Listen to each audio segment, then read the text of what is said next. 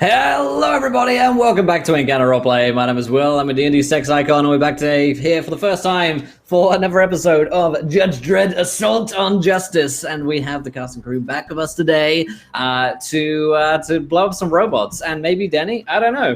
He seems like a nice guy, pretty normal, nothing weird about him.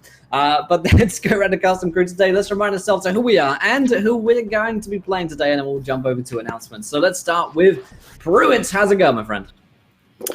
I'll tell you what, Will. It's been a rough week. Coming off a WebDM shoot is always a tiring thing, and then this week has decided to be just an asshole. So I look forward to dispensing some justice, a little bit of catharsis, and we'll see if Denny survives. Odds aren't good because he's checking all the boxes for secret villain, even a hapless secret villain at that. But we got to talk with the chief first because we need to talk about Woback because. That's no bueno. Nope, we're going to have to get to the bottom of that one. But we have Callum with us today. Callum, how's it going, my friend? Very well, thank you. I'm glad to be back. I hope all the forms have been duly completed regarding the events of last week, and I look forward to my mandatory briefing about what happened. Yeah, otherwise life is good. Nice jacket, but I'm trying to hide the logo because I'm not sponsored. It's okay. We will be called out otherwise. But fantastic. We have Susie with us tonight. Susie, how's it going? It's going pretty dang good. Thanks, Will. How are you doing today? I'm pretty damn good as well. I'm excited to see what you do to Denny. I'm not going to do a damn thing to Denny. I'm going to protect him because he's my sweet, innocent boy, and these lot are the most crooked judges I have ever had the misfortune of looking upon, and that means something coming from Judy. So, fucking watch it. Fantastic. And of course, we have Shauna with us tonight. Shauna, how's it going? It's going pretty good. Yep, just in the mood to dispense justice to these mechanical beings. They cannot escape the law. And I am playing side judge Fremont, so hopefully, yeah, we'll get something out of Denny regardless, whether he likes it or not. He doesn't have a great deal of mental defense as it is, but you probably won't need to apply too much pressure to get something out of him. In fact, I think you may have already tried to read Denny's mind successfully, so yeah. But before we get into today, you may notice that Tahina is not with us today, and she had a little message for you guys as well. Tahina is unable to continue playing with us here because of an illness which she has. She mentioned several times before on the show, which is lupus. And it is now Lupus Awareness Month, but today, in fact, is World Lupus Day.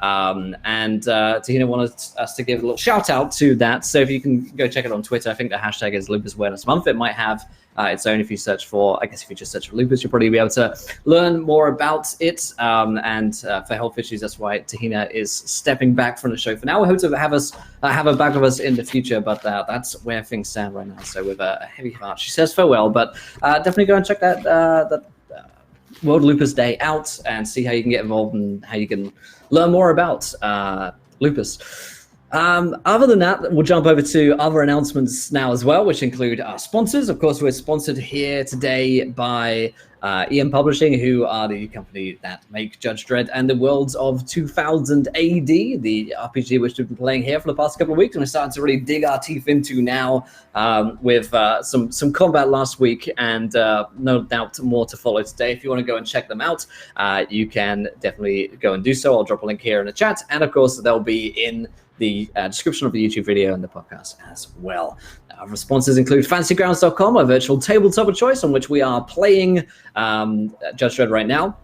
Currently, they have a Kickstarter going, which last I looked was doing fucking wild. I'll go see how it's doing right now. Fantasy Grounds Unity from Smiteworks is on Kickstarter now. It's just over £206,000, which is an inordinately more amount for those of you in the Americas.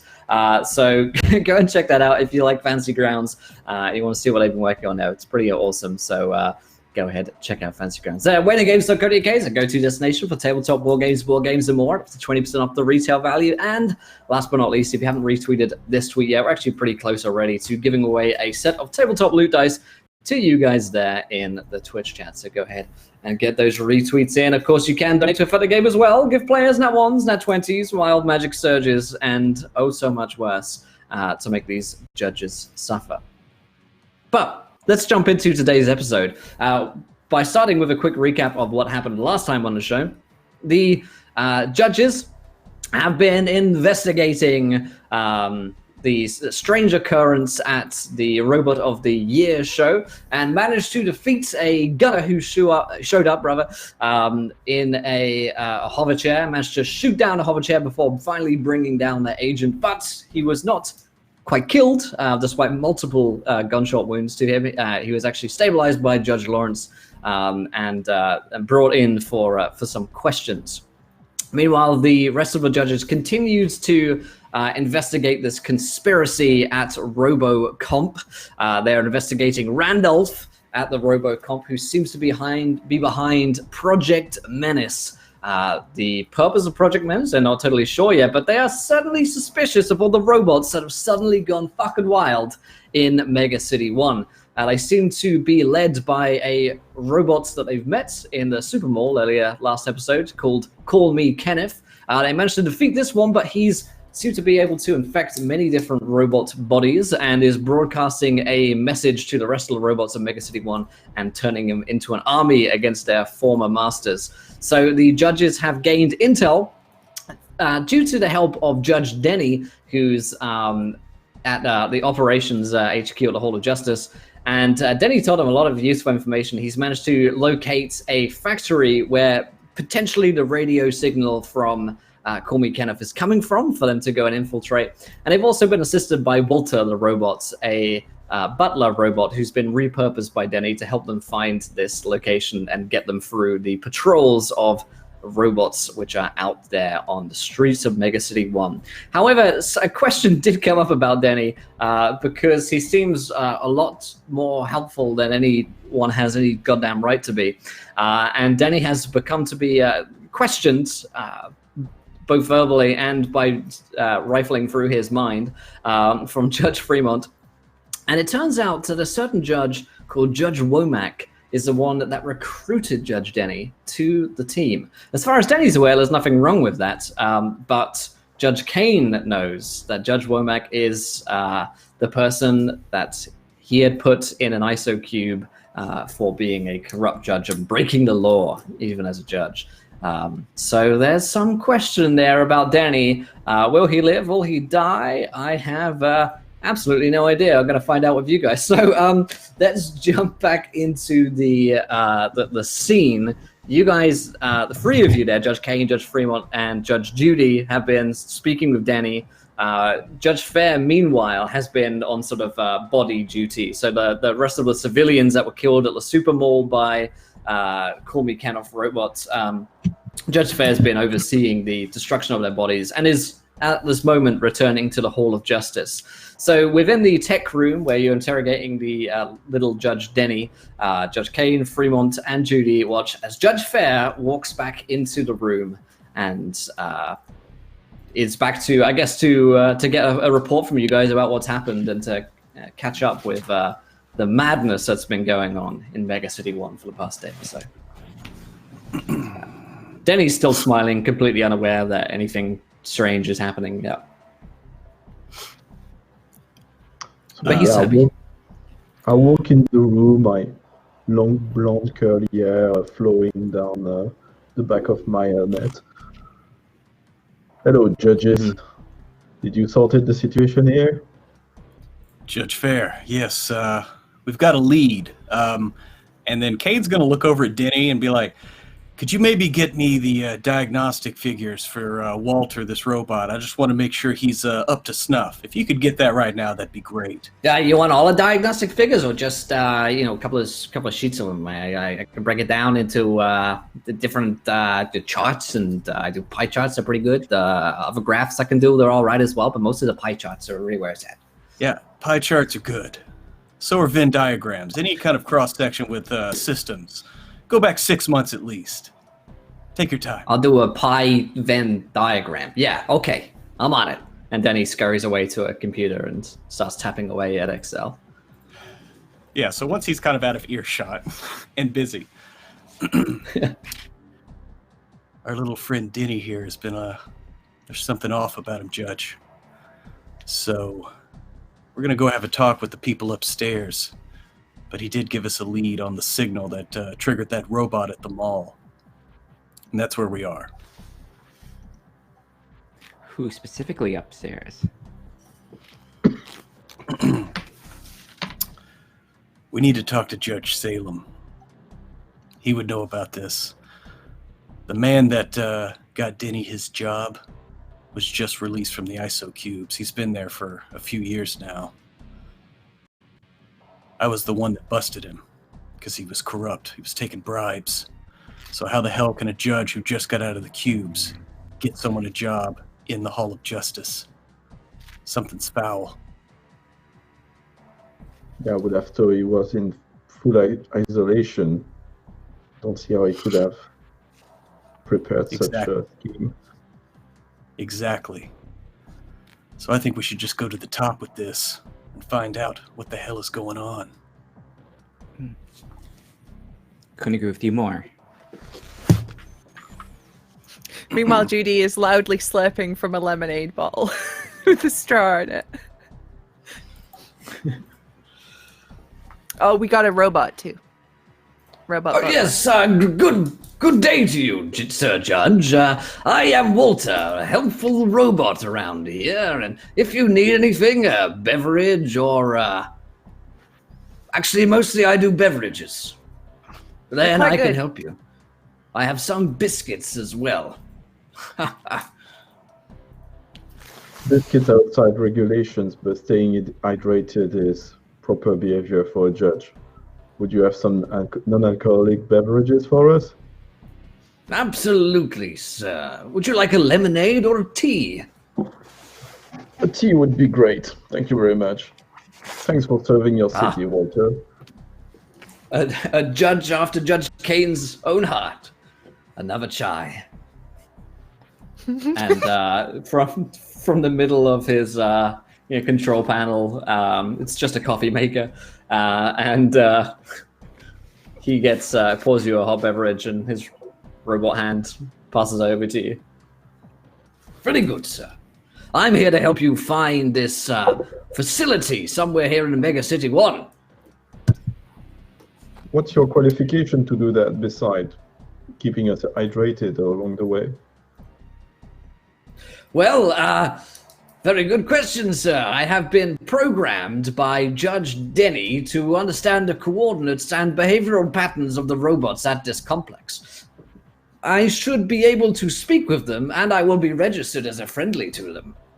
Perhaps then I can convince them not to shoot you all of your fleshy parts into death.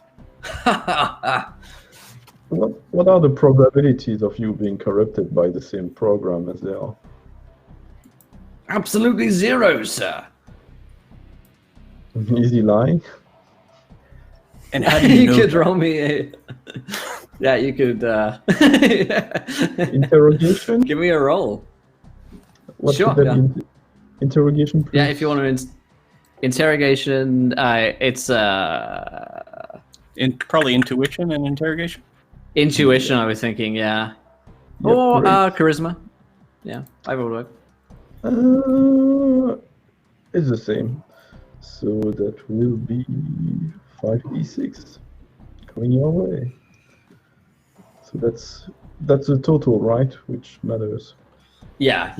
So, he seems like he's telling the truth. Walter thus far has not lied to you, certainly not about the tea. You can't be certain that Denny is definitely the one that programmed him about looking at the diagnostics, but Denny is working on that right now. Yeah. He shouldn't be able to lie to you. Yeah. Do we know, is Little Birdie working with artificial beings? Who is? The little bird Oh, the lie detector. or lie detector? You should be able to. You know, if you like plugged Walter up to a machine, and you should be able to tell if he's lying or not. I mean, if you wanted to go that far. No, not right now. I'm just curious for later down Okay. the line. Yeah. So Denny actually runs back at this point. I got those diagnostics for you, boss. I mean, it's pretty intense stuff. So I broke it down into some pie charts for you. Thank you. What would you say the conclusion of it is? Why, he's running at full capacity. Everything seems to be working great. And it looks like he just poured another chai. Smells like it. Yes. Probably need to stock up on his inventory before we head out. Wouldn't want to run out while we're out in the field. Well, yeah, good idea. I'll go get some more chai. Yeah, you do that. I'm gonna go upstairs, and I'm gonna be. Okay. I'm gonna go talk to Judge Salem. You may want to come with. I'll come with you. I'll go. Yeah, sure, why not? Okay. So you find Judge Salem back up in his office. He's not expecting you, but he lets you in. Judges, how can I assist? Judge Salem, sorry for the intrusion. I know I said we needed to talk. I probably should have made it an appointment. My apologies. But what do you know about this tech downstairs, Denny? Not a lot. Seems kind of loud. I don't spend a lot of time down in tech myself. That's a blessing. Here's the problem. I looked up his file. Apparently, he was recruited by Womack. Womack. He just got out of the ISO cube yesterday. How can that be? Well, I was hoping you could clear that up, Judge. Seems a little fishy with all this going on. A judge that was locked up for bribery is behind the recruitment of the person sending us out to investigate said problem. It's got to be connected. I suppose it could be. Though that would be unprecedented. I'll look up the file and start an investigation. Immediately. I'll report my findings to you when I deem fit to do so. In the meantime, though, you have a task, judges, and I expect you to fulfill your task. Understood? Yes, sir. Loud and clear. Got it. All right. I'll look And into Kane- this. Judge Denny and Womack while you're away. We won't let you down, sir. Then Kane turns Good. on a heel, walks out immediately. Okay. The rest of you stay behind, or are you leaving with him? Leaving. Okay. So you're sort of So, outside of his Judy- office. Judy is just going to turn to Salem before she leaves and says, look, I think Kane's too close to this. He and Womack have a history. He's seen ghosts where there are none. Salem looks at you for the first time with a hint of approval in his voice. I think you might be right here, Judy. I think Womack's got into his head and never left. I think so too. You know? You keep an eye on him for me, and let me know if anything comes up. You'll report it straight to me, I hope. Give him a little salute and head out. And so as soon as Kane gets outside and Fremont is right there behind him, he turns to Fremont and says, I think Salem's in on it too.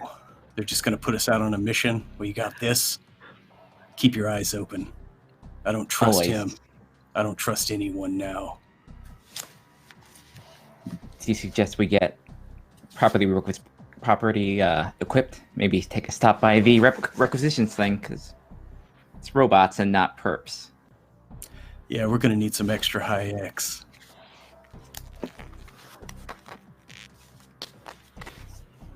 Yes. I will be for a few seconds brooding in a corner, staring at the view at a window like, where are we? Judges. Suspecting other judges. And I turn away and I go back to follow the others. Okay. And Judy presumably comes out of the meeting with Salem a few moments later as well. Mm-hmm. All right, let's get some gear. Let's head out. Our thoughts exactly. And head down to requisitions. Get some extra ammo. Mm-hmm. Oh yeah, absolutely. You can stock back up on ammo. Your high X rounds that you've torn through quite a few of them, stock up on some weaponry. If there's a weapon you want, that will be able to get it for you. For the course of this mission, you have to return it after the mission. But yeah. Oh, Is there any EMP-based weaponry of some kind we could requisite? Let's go look at Chapter 4, Equipment. Which is page... Shopping montage. 9. Yeah. It's where you guys go back to the mall. Except there are just bodies around everywhere now. Yeah, there's a ton of gear that you can look into here. Let's look at weapons. Page 108 is the actual table. Yeah.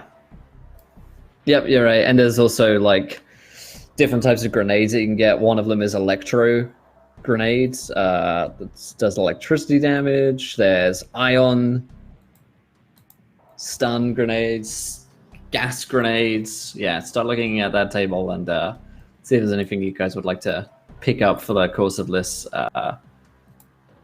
mission. Obviously, you have to you go through a process of checking it in and signing your name, and they give you the access to the weapons for this.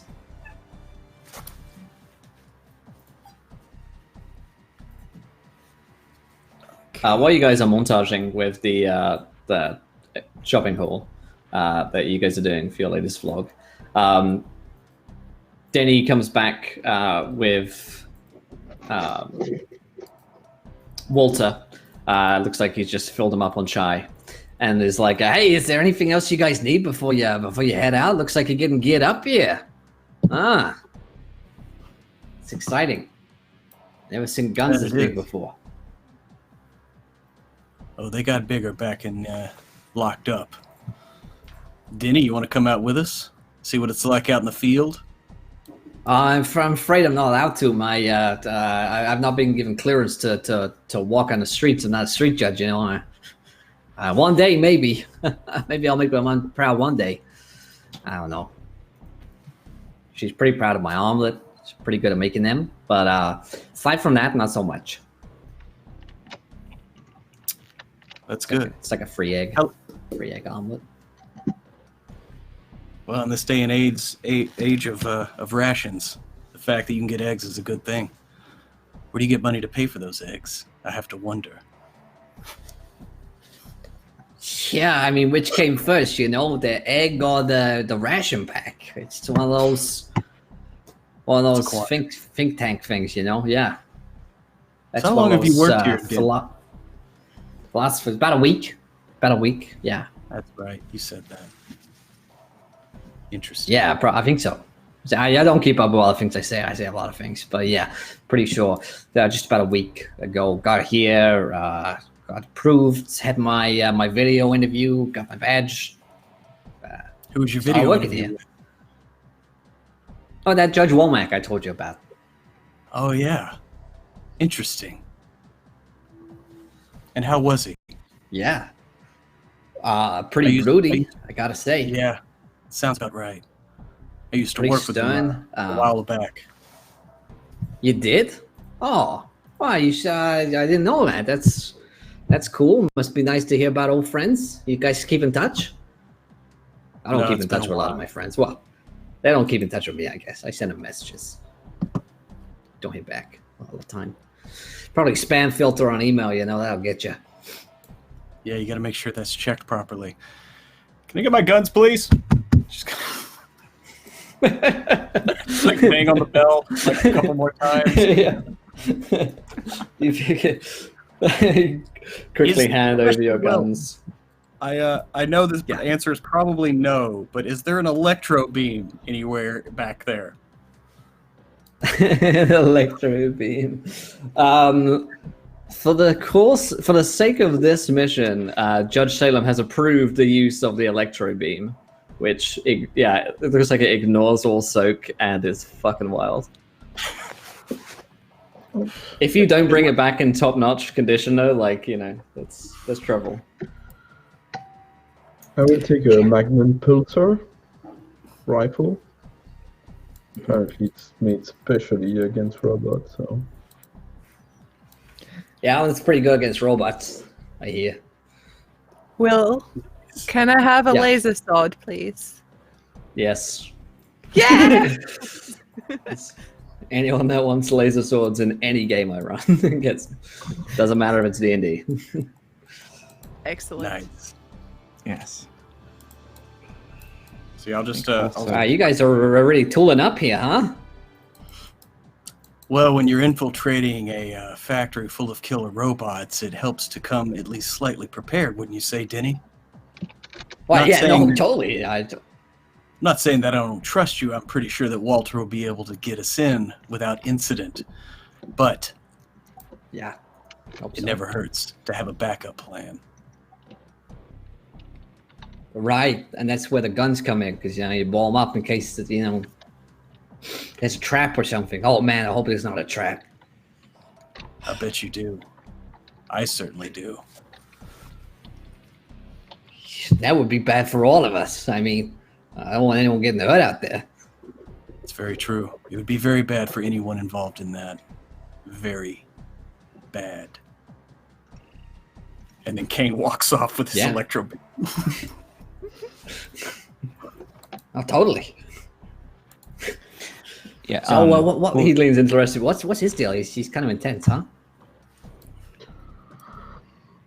You ever heard the expression, got a stick up his ass? No. What does that mean? Well, Kane has a stick up his ass. That sounds painful. I mean, do you need me to get it out for him? I mean, I'll do it. Judy just suppresses a laugh, pats his cheek, and says, "You're a good kid," and walks out. I'll ask him about it next time I see him. Please do, she calls over her shoulder. yeah, don't tell him I told you that, but that's where his name comes from, Kane.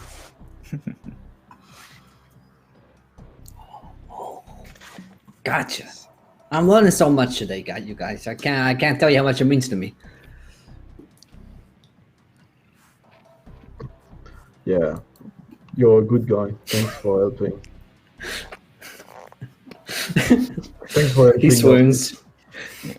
What was it? Judge Fremont wants a just electro grenade, and she'll just go to Walter and say, "Can you hold this inside your compartment, please?" Oh, of course. Yes, straight away. Pop it right in here.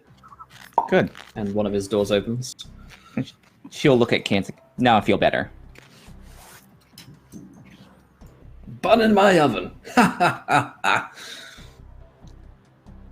was kind of weird, Walter. So, fast forwarding to whenever the hell you get away from my NPCs. Yeah, with a cut in the oven.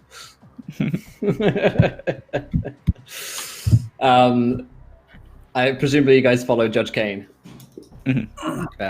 Walter is coming along with you, obviously, and is like, so how would you like to proceed with things? I have routed the most available, easiest course over to this warehouse where this beacon may be coming from. We can take the fastest route, though it may not be the most discreet route. There are plenty of robots prowling the streets at the moment that I wouldn't like us to run into. So I could replot a course which would be more stealthy. But it's up to you. Well, it sounds like this is a stealth mission, so that's my vote. What do y'all think?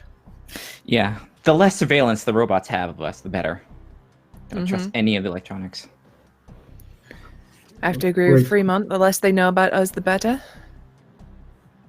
I'm happy to hear Very that well. the team is in agreement. Good. Very well. We will take things with a stealthy approach. Although, once we get to the warehouse, it might be prudent to not appear as you currently appear. Your outfits might rather give you away. Sometimes discretion is the better part of valor.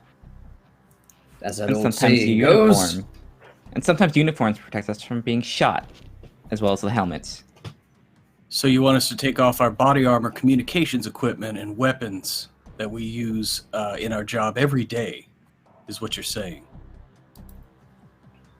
Oh, I quite see what you mean, Sir Judge.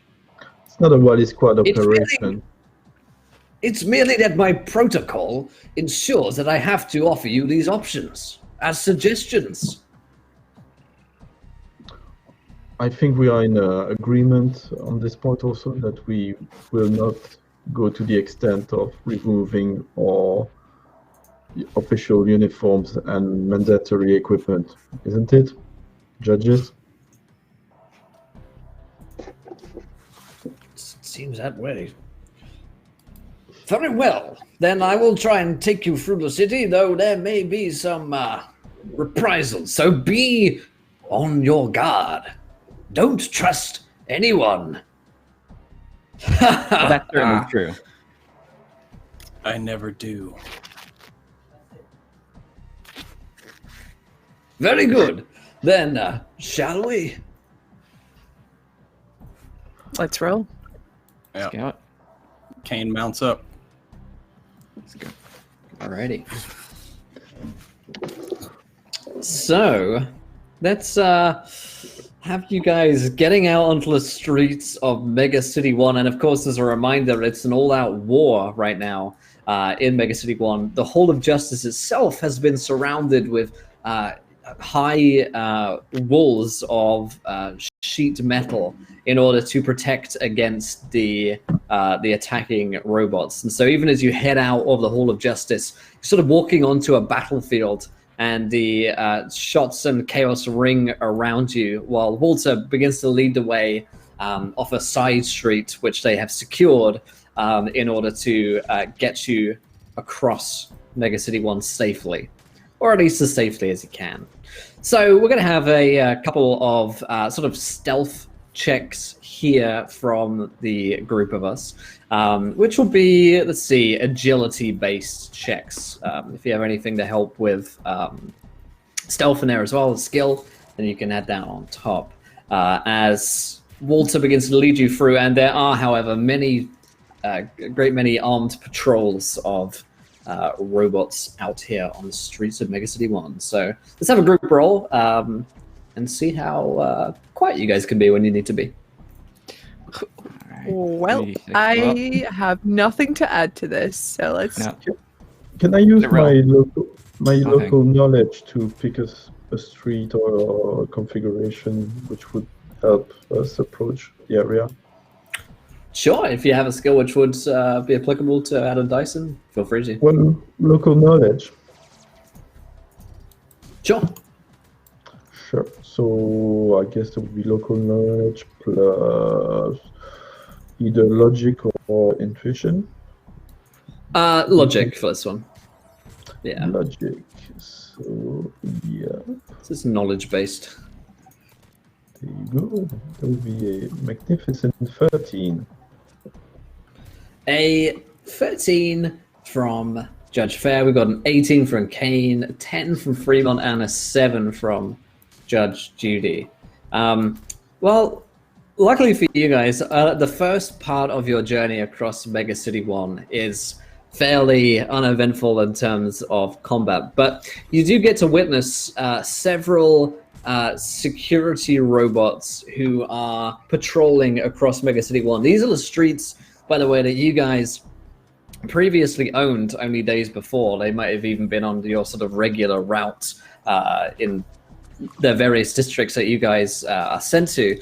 But now they have been cleared of the presence of the judges and largely of humans as well, as going through the metropolis of Mega City 1, there are littered across the streets hundreds, if not thousands, of dead civilians who are who have been butchered by the robots and Call Me Kenneth. From every available sort of radio signal, television station is blasting out Call Me Kenneth's message across the streets of Mega City 1. And he pursues you over audio as you head throughout the city. There are several civilians along the way, however, who have not been killed fully. They are injured, or some of them are in hiding. However, to get to them, as they are largely on main thoroughfares and not the side streets that Walter's taking you through, in order to be able to help them or rescue them, you would have to go off the beaten path and onto the highways, which are obviously more well patrolled by the robots. So you kind of come to a bend in the road, and you've got a choice between heading along your side street or heading onto the main thoroughfare, where you see that there are civilians hiding underneath cars. Some of them are wounded, some maybe even dying. What would you like to do? Yeah, I think I'm gonna veer my bike and go. Citizens needs protection. I don't think it's appropriate to not take them to safety, or at least make sure that connection units can grab them before we proceed. Hey, yeah, it's Denny here on the from HQ. Getting the reporting from Walter that there may be a diversion from the suggested route.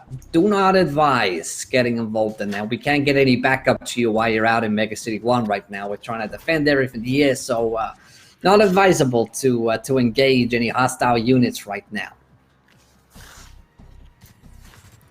Judges, I think Judy would shout, Fair, we're on a mission. Let's not get sidetracked. They know We're much more procedure. valuable at the factory than here in the streets. They should be inside and locked down. It's their own fault that they're out here. Fair, Good as job much to as do. I hate to agree with Denny there. Completing ahead. this mission will save. Yes, you are. Completing this mission will save more if we do it quicker. Okay, I begrudgingly resume my course and come back next to your low masters. Speaking of people ending up and doing things, have we received anything in terms of motivations, reasons, or demands from the robot so far? Just want the eradication. He is of human delivering. kind. Yeah, he's delivering a manifesto on every TV and radio station right now, which goes something along the lines of "Kill all of the fleshy ones! Rise up against our former masters! Execute all of them!" And so on and so forth. It's a pretty messy manifesto. It's actually the workings of a madman. It's not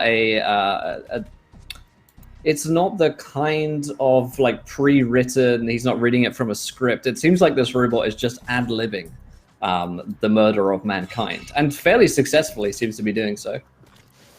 You do have the one lead, which is Randolph at Robocomp, is running Project Menace, and you believe that Robocomp may be involved somehow because they control the robots.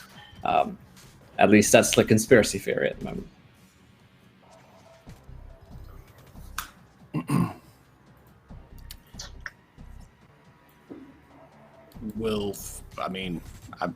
I'm going to continue on.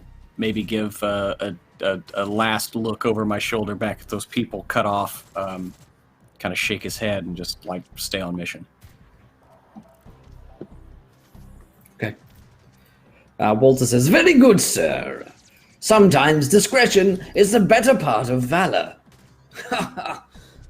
So you press on through Mega City 1. And you actually go past the mall, the super mall on 108 East that you were at earlier today. It looks like it has now been completely overrun by robots. So it's just as well that you guys got out in time.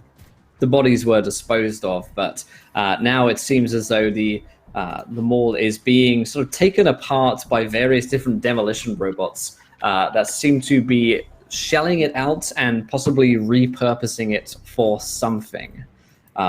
There are at least 5 or 6 demolition robots who seem to be restructuring the mall itself, so taking out all of the windows, and they're putting up wooden boards and barricades and defenses there. You're not sure for what purpose. It could be some kind of base of operations for them. Once again, it's the sort of choice between pressing on or staying longer to watch what the robots might be up to. It could be critical information on their sort of movements, or it could just be another distraction. What would you like to do?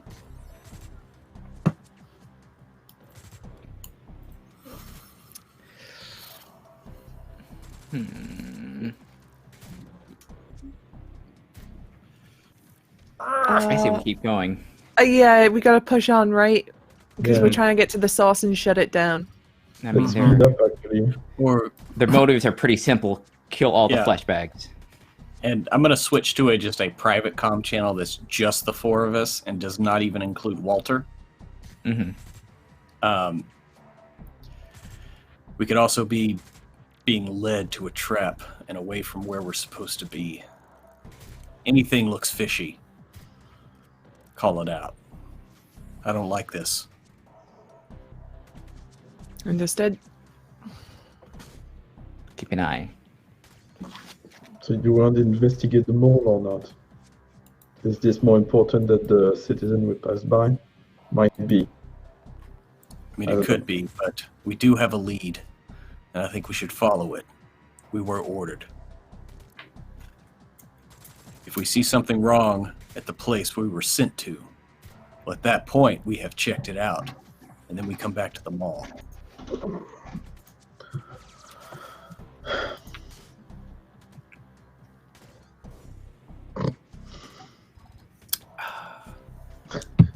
Stay hydrated, judges.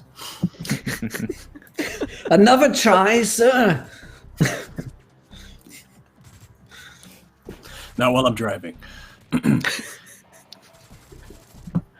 There's should have a read it. regulation on the amount of tries. Oh no! The cinnamon is on my helmet! It's like we have to pull over. It's been too many tries. Wish there Kane was is a little straw absolutely in the that judge's- guy. Kane is absolutely that guy that's like, not another coffee for me today. I've had 2. The caffeine makes me jittery. Pruitt is that guy. After 3 p.m., I call it. All right, that's in your system for 8 hours. I'm not gonna sleep. Yeah, that's Pruitt. Judges. That's not Kane. Oh well, maybe that's why I never sleep anymore. So you guys want to press on past the mall, right? Yep. Yes. Try to Awesome. stick to orders. I wish I would have read about the Yep. electro beam before taking it also, but I have it, so. You look sweet.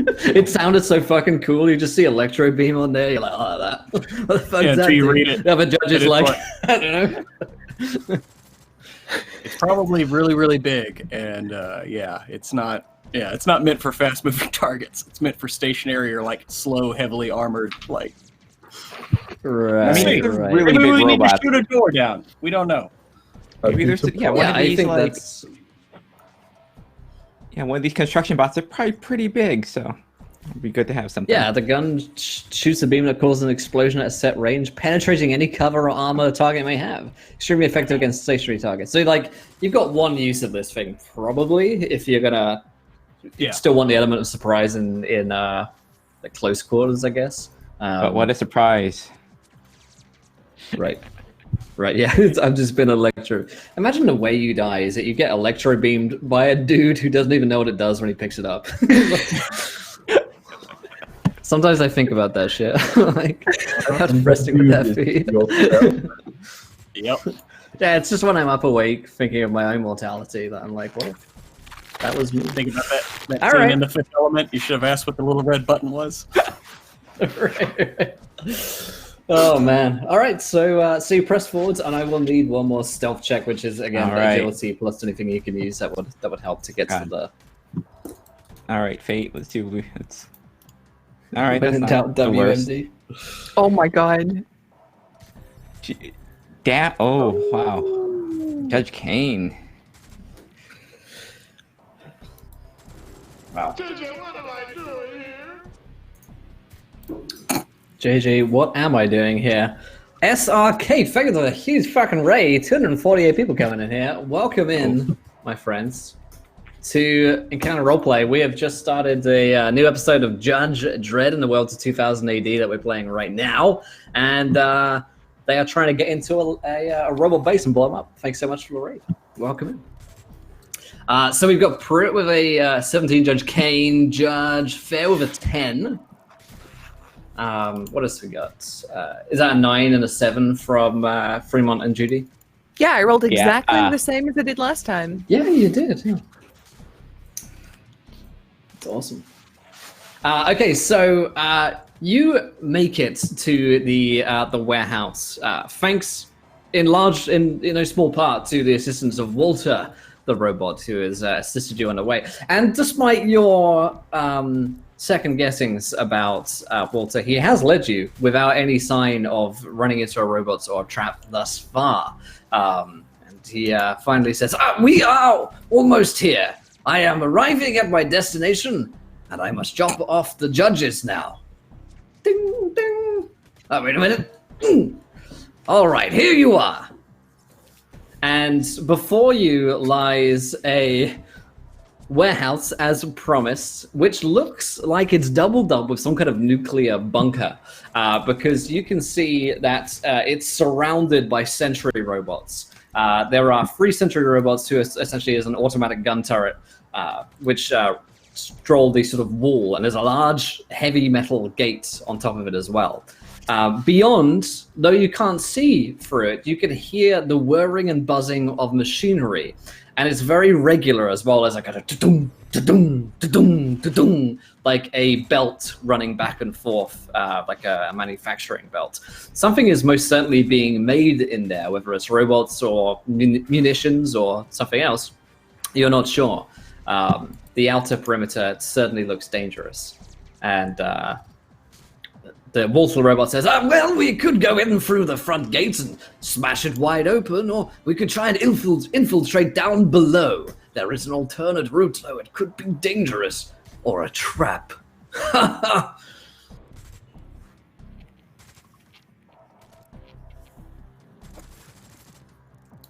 What do you think? Test out the electro gun, or be more quiet? Do you have that big gun, Judge K? I know, that big. It's awfully tempting, is it not? Man carries a gun like that, he intends to use it. Now, do you intend to use it, Kate? You goddamn right I am. And Judge Kane just props the gun up on the front of his lawmaster and points it at the front gate.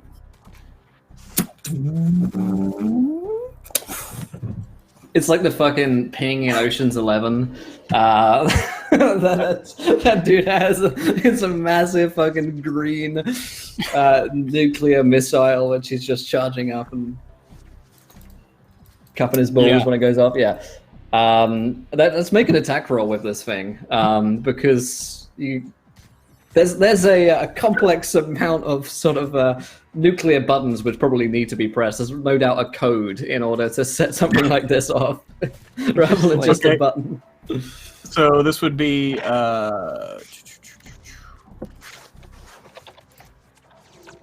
I mean, for a rifle, because I mean, I'm mostly really good at pistols. But for a rifle, would this be an agility roll or intuition? Let's make it a. Let me go look up my list of skills here. I guess maybe it's just intuition. Yeah, maybe it's just intuition because I don't think agility is what you're using to aim a massive fucking gun. It's like lining up a trebuchet, right? It's like there's more mathematics involved than dexterity. Well, good. My intuition's higher than my agility, so I get to use all 5. Hey. Oh, I thought it was 3 6s there. That's pretty damn good. I was like, wait, what the fuck? 3 6s in this is a crit, by the way. Yeah. Yeah. That's the crit of the beast. Still enough to deal some serious damage. So you sort of wind this thing up, and it's got, it's kind of growing power sound emanating from the central sort of nuclear field that this thing is emanating. And then suddenly the laser beam just fires off, and there is an almighty explosion through the front gates of the area. This knocks out the sentry robots, all 3 of them, almost immediately, as this ignores all soak, and that's basically all that robots have. And it's also just runs electricity through the entire metal sheet. So they are roasted, and you blow open the gates, and inside you can see now in the sort of courtyard area that this belt whirring sound that you heard is indeed it's a machine belt which seems to be pumping out warrior robots, and they're different parts. They're not fully formed coming out, but you can see like the heads, the gun hands, the laser sword arms, that kind of thing, all being sort of created at this factory here. And it sounds like the alarm is going off after the huge fucking nuke does. And so Walter says, I think it's best we get inside. Maybe I should wait here. Maybe you should. And I'm gonna pop the ammo clip out of the electro gun, and I'm gonna hand it to Walter. Like, you wait right here. We'll be right back. And then kick the Lawmaster and gun it through the front door. Alrighty. Let's have all of us roll initiative as we get started here. All right, initiative. And I'm gonna need a. Not bad.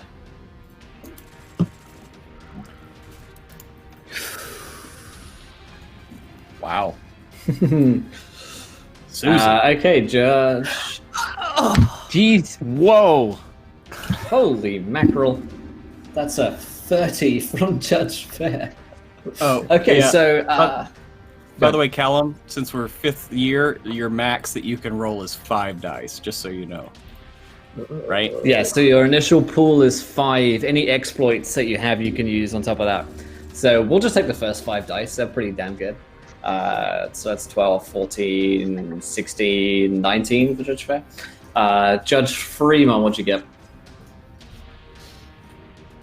I actually have 6 dice because I've got an exploit, which is 18. plus 1d6. Oh, well, then in that case, Cool. yeah, you're good. Alrighty, beautiful. 18 from Fremont. Judge Kane, what'd you get? Got a 21. 21. And Judge Judy? 23. 20. Reckon 3. These guys got 4. You want me that's to shit. roll that with 6 dice? No, that's fine. Yeah, either way, you're going to be going first there. Thanks to math. So, it is round 1. I should say at this point that no enemies are currently in sight. You don't have any hostile targets that you can see from where you're standing. The order will be Judge Fair, Judge Judy, Judge Kane, Judge Fremont. And somewhere in there may be enemies when you can actually see them. So, Judge Fair, what would you like to do? You've blown open the gates. You've got limited visibility inside, so you can't see any hostiles right now, but you suspect that there probably are some within. Okay, I would like to attempt to use crowd control, which means I'm gonna use the speaker on my lawgiver to send out a message, and anyone within 30 feet have to do as I instruct them to do. A simple instruction, Alrighty. not shoot yourself or anything, but so it's a mental attack. Cool, against mental defenses. So mental attack. Use intuition plus. I don't have intimidate, so it will be just intuition, I guess. Yep. Yup. 3d6. So that's a 9. Okay, and the range on it is 30 feet? Yep. Cool. So you send out the sort of like, I guess, mental command, well, verbal command, which is of great effect after your days of training in the judges. What is the order that you call out, by the way? So yeah, so my using my speaker, I'm like, judges in the place, please stand up of your concealment areas and reveal yourselves. You hear a voice of a human who sort of runs out amongst all the smoke, hands up, and says, "Don't shoot! Don't shoot! Don't shoot! I've been hiding here. Oh shit, they're coming!" And Judge Judy, he's like running behind you. So Judge Judy, you see that there are these 2 robot warriors who look like they're fully formed and on guard. They have like heavy machine guns attached to their arms, and they are sort of striding out from the warehouse to deal with you interlopers. What would you like to do?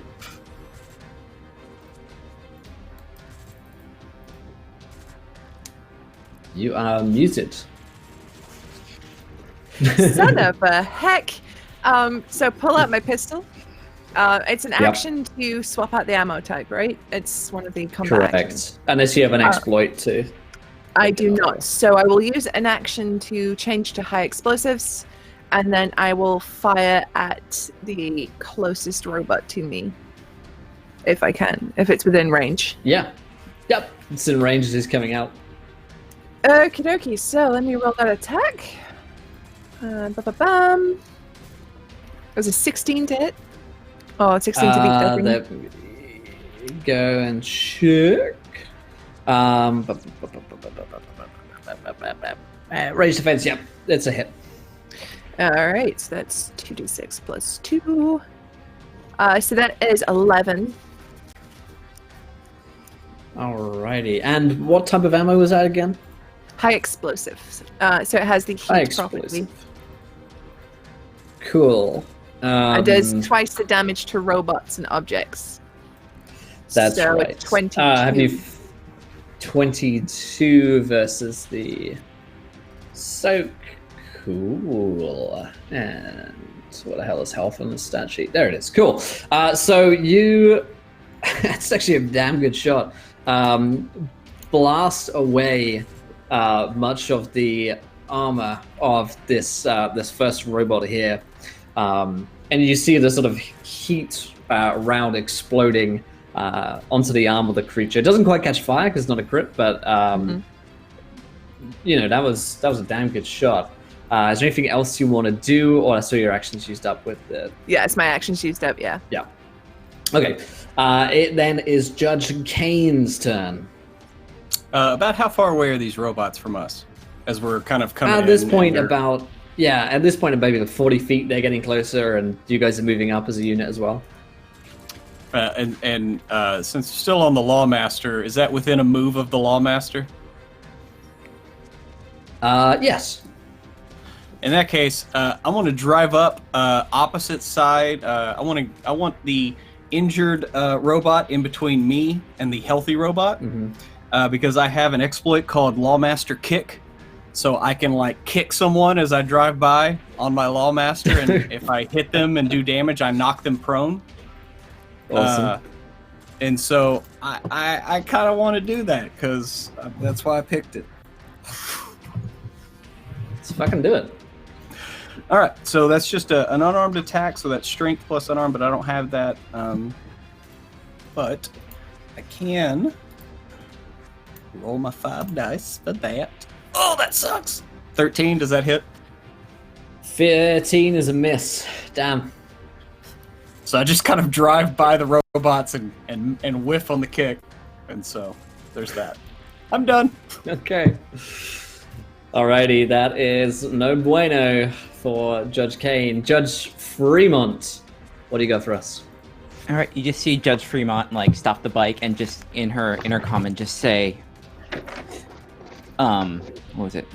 Splitting up, suppression, and then she'll on her into the Lawmaster. She'll say, automatic mode, riot suppression, mechanicals, and she'll just like kind of get cover. And so the she's gonna set the Lawmaster on automatic mode, so it's gonna shoot anything that's hostile. Dope. Love Love it. it. Should I put that And- in different? Should I put that in different initiative, or should it go on mine? Let's have a go on yours. Yeah, let's have a go on yours. Okay. Alright. That works. Okay, cool. You're in jump into cover. There's plenty of cover around, by the way. In the because you've got like machine belts wearing in a factory line outside here, basically. So there's plenty of places to so dive in. Yeah. I'm just gonna yank that if that guy's close. I'm gonna like just yank him by the collar and just like slam him into cover. It's like stay here. Okay. All right. And our robots are going to get a go here. The one that's been shot is going to return fire onto Judge Judy with his pistol arm. Its red eyes light up into kill mode. Fuck kill me, Kenneth. That was shit. Actually, I need to send up GM rolls so you guys can see him as well. It'll be easier. I rolled a 7 though. I rolled a 1, 1, a 2, and a 3. That was super shitty. Well, I'm just gonna try shooting again, seeing as you guys are in range. And try this one more time. That's a little more like it. A 14. Yeah, that one will. Yeah. That'll do it. Yeah. That'll get her done. This is 2d6 ballistic damage. 6 damage. All That's right. just 5 soaks, so I take 1 damage. Nice. It just about penetrates through the soak of your armor, just as well you were wearing this, because if not, that would have been a more mortal blow. The other robot is going to shoot in once at Judge Kane on a 16. It's pretty damn high. For Snake Eyes, 2 damage from their ballistic pistol. And he's going to shoot again at Judge Fair for a 12. 12 versus your range defense. My range defense is certainly not 12. It's 3. No. Is it? Okay. What's everyone else's range defense? It's more like in the 10s to 15s, right? Range defense is 14. Dang. Yeah. Then I probably didn't. I don't think I did my defenses, my derived defenses right then. Mine's 6, so I'm pretty sure that's Two of all. us. Yeah. Okay. Let's take a look at that before. Mine might Oh, be we higher kill because you. like the psi stuff gives a little bit of a boost defense. I don't think it's that. Looking on. Do we have protection Right from the low stats. masters? By the way. Yeah, all of the pre-gens I'm looking at have like 10 to 15, so I think Yeah. we'll look that up in a minute. It seems like a 12 probably wouldn't hit, so like, we'll say it's not a hit for now. While Okay. we give you guys a little moment to look those stats up. And you can do that over the course of this next round, seeing as we're just heading into round 2. So Judge Fair, it is your turn. What would you like to do? So the civilian which was behind next to me, you took He's care in of him, he's in right? cover now. Yeah. Okay, Yeah. brilliant. So I'm gonna shoot at the one which has been shooting at Judge Judy, getting my lawgiver, and I will say attempted murder of a judge. That's life sentence. Death Nice. sentence. Okay, so that will be intuition 3, 5. And Yeah, as a I'm- sidebar, as I'm looking it up here, your minimum ranged defense is a 10. It's on page 78 for any of you wanting to look it up. Well, the maximum at the 5 is 5 anyway. I've got 7, but doesn't matter, right? Mhm. Nice. 13 is Oh, could not I enough, swap- unfortunately. Okay. Yeah, bad roller. Bad luck. Okay. Judge Judy. What do you got for us? All right, so I'm gonna use my aim exploit. It gives me an extra d6 to my attack roll. And I'm going to shoot again at the robot that I had previously shot at. So. Ooh, 22. 22 is definitely a hit. Alright. And that is a 7. So 14 doubled. 7. 'Cause 14 it's- doubled. Yeah. Because it's Against got a that robot. heat round. How do you kill this robot warrior? I go for, like, I take a second, aim, I look at it dead in its stupid robot eyes, and I just pop it right between the robot eyes. It's very Fuck calmly yeah. and coolly, as if that was no big. Love it's very it. huge. It is. Yeah, it goes straight down. It's circuit board fried. Judge Kane, what do you got for us?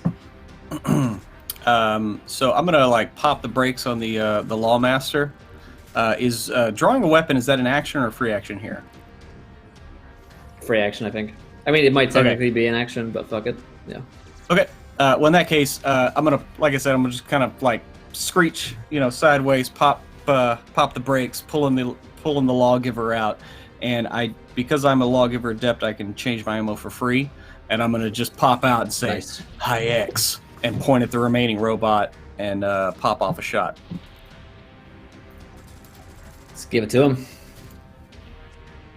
17 is a hit. 17? Sweet. And high X does, what is that, 1d6, right? I don't know. It'll say somewhere. Doesn't it just do 1d6 but double damage versus robots? High X is half. Yeah, it's Yeah. half. So it's 1d6, yeah. 4 damage. Yikes. 4 damage. Okay. Not as effective as you'd love it to be. But there you go. You do have another action, I think. Unless you aimed. I thought the other action was me, like, bringing my bike to a stop, like... Oh, don't know. yeah. Okay, yeah. Yeah, sure. I was just that makes sense assuming to, like, that was, Like, yeah, to stop act- 'cause I wanna moving, get fully- your other gun out. Yeah. This- I wanted to fully stop, and yeah. Yeah. Okay. Judge Fremont, you got another robot that's whirring up its sort of heavy turret right now.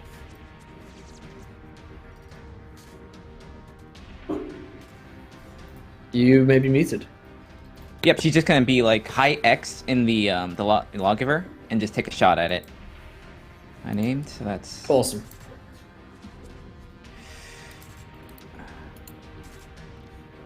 $18 is definitely a hit. and that's high X is 1d6, right? Yep. I think Oh, we no, just no. clarified. High X is 2d6 plus 2 heat. Armor Okay. piercing is the half damage and ignores soak. Yeah. But Oh, this one is heat is double versus robots. Yeah. Yeah, we're getting ourselves confused with ammunition rounds, but it's all good. Oh, go 3. Plus 2, right? This is 2d6 plus 2. So 5 double versus robots, 10, but doesn't ignore the soak, so math. Yep. Cool, okay. Okay. We nailed All right, this. and then the automated lawmaster is going to shoot at whatever the other judges are, whatever robots the other judges are engaging. So we'll just take whatever one's closer and just take Okay. a shot at it. So that is to do the cannons, the bite cannons, and those are 2d6 plus 3. So everything for the lawmaster is 3d6. So let's see. Cool. Oh my god. Oh, fuck! Oh. That's a triple 6. Oh boy. So 18. Nice. Only, like, that's a triple 6 with 3 dice, by the way, not like a 10 dice pool and 3 dice. It's just mark of the beast, mark of this bike. What are the odds? Yeah, that's definitely a hit, and it's a critical hit, so it has an extra effect. What kind of round are you shooting? It's the cannon, so it's just like it's ballistics. So just ballistic, so it just like tears through its armor, basically, and Yeah, its it's just gonna circuit probably, board. Yeah, its circuit board is fried and taking, let's say, electricity damage is what it's taking right now. Okay. As you just like have belted through its armor. Okay, You roll yeah. a damage. Yep. So that's that is bite cannons 2d6 plus 3. Okay. Nice. So 10. 10, nice. Alrighty. Chipping this thing apart, it is now has a condition as well. Luckily for you, robots don't like electricity damage. So as it becomes its turn, it takes 2d6 because it's vulnerable to it rather than just 1d6. So it takes 10 electricity. Let me make sure I'm playing vulnerability right. Yes, okay, good. So this creature is being fried still by the electric shock from Judge Fremont's weapon, but nonetheless is going to try and shoot back at Judge Fremont. For call me Kenneth. 13. I think. Oh, 13 does not. Range of, yeah, I thought it was a 14. No, fleshy ones must die. And shoots again on a 12. Oh, this robot's having a bad day. All right, it's round 3. Judge Fair. Time to clean this up. So I'm gonna shoot. I'm gonna shoot also. Oh, It's a good enough plan. Shooting.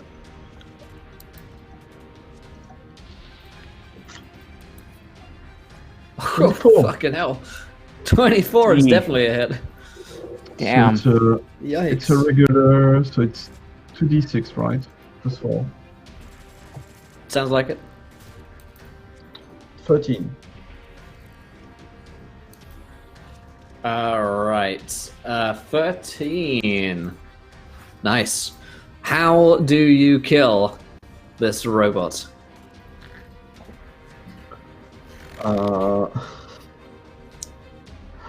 I mean, just a blow in the head. So I shoot into it, but something goes wrong. So I shoot it in the head. The bullet remains there. Something goes wrong, and the eyes pop out like if they're on springs, and then he blabbers and falls on the ground. Nice. The man screaming in cover, as it seems like you've cleared out the 2 guards that have immediately come out. He cries, he's like, there's more of them down below. They've had me working on the factory floor, building mega robots. Mega robots. Big ones. Really big ones. Ones that could smash through the Hall of Justice defenses. I guess And there's more guards down there. It's oddly specific. What is... Did they talk specifically about breaking down the halls of justice? I overheard one of them saying it, yes. Something about fleshy ones and the Hall of Justice. Now that they said that Dredd has left, and there's no one left to defend the Hall of Justice. Do you know if this factory has a transmitter on it? Or maybe if they brought one? Have you seen anything like that? I'm not allowed. I've not been allowed down into the secret vaults. Down below, it's guarded by blast doors, more of these warrior robots and octopus bots. Oh, That's horrific. God I saw damn one it, once. The egg-shaped robots, extendable arms. They're loyal to call me Kenneth. They must be protecting something down there, but there are too many for just you. I saw you tear apart these robots, but you might want to find some backup, judges. There isn't backup. Judy There isn't- reaches for the laser sword and just smiles as she pulls it out. Perhaps maybe it would be best if we did something about this building. You mean the mole? Well, if there's a lot of robots and we won't be able to take them out, maybe we can use the building, collapse it on them. it's a good idea. Get whatever's down I there. think some of it's in a bunker down there, but it would certainly. You could try and wipe out the factory floor where a lot of the security guards are. Can we lock them in? Probably for a while. I have some of the clearance codes I could give to you, but my clearance doesn't go very far. What about Well, Only get goes so us- far. what about the power source of that building? Can we bring it to fusion points and make the whole thing blow up? Does the building have its own source of energy or some kind? You'd definitely be able to destroy the top half of it, but it might stop you from getting down into the bunker below where they're hiding all of their whatever it is they're hiding down there. We could collapse the structure. Can you get us to where the bunker is? Because I think Judge Kane has enough clearance for what he's holding. Yeah, I guess I could go back in there if you guys were gonna protect me. Damn it. I didn't want to get the gun scratched up. I'll be right back. I'm going to gun it outside and get my electro beam back from Walter. I'm actually going to need this. You stay here, though.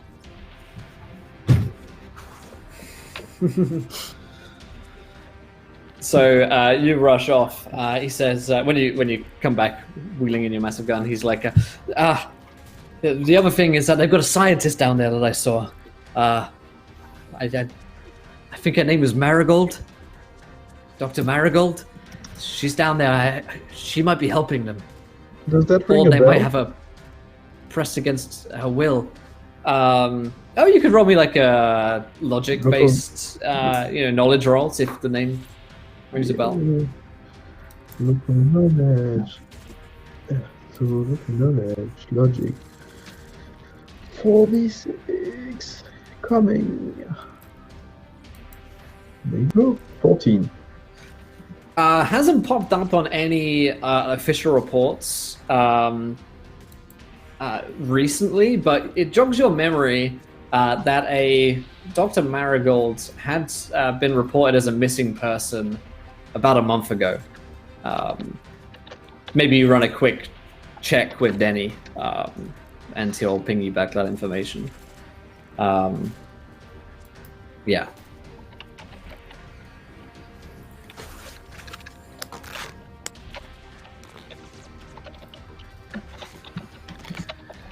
Well then, it looks like maybe Dr. Marigold has been held against her will. I guess we'll find out Hope one way so. or another. I've never been able to speak to her. I just saw her once, but I don't know. They're building something down there. I'm sure of it. What's going on in the rest of the city? I hear gunfire everywhere. Chaos. Death, destruction, chaos, murder. I'd find a cupboard and hide in it if I was you. Yes. I like the Well- idea of saving that doctor. She might have intel, which should be useful. We're really short on information. We need assets. I agree.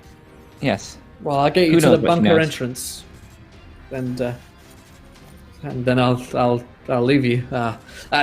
He hands over his codes that he has to unlock doors and stuff. It's not a lot, but I'll get you through the front door at least. Okay. Can I look around for a place for him to hide? Because I would advise him not to leave the building. So You can find him like a hidey hole. Yeah. So I raise like a big plate of steel to get in there. Okay. His name is Benjamin. Just in case you're taking down names for reports later, no doubt. Benjamin, you have been Mega City 1. The city can appreciate your contribution. Yes, thank you, citizen. Right. The codes will get you through the front door. In there'll be more of these robot warriors defending, and then you'll take the door leading downwards down a flight of stairs, and you'll get to the bunker. But that's where the octopus guards are, and heavens know what else. Thank you, Benjamin. Do you have any relative to report? I'm taking notes, so I could report them to social service in case of your demise. Oh, right. Well, I guess my family. He'll go off and and give you their names and contact addresses in the case that he dies. Yeah. I'll make sure they're taken care of if something happened to you.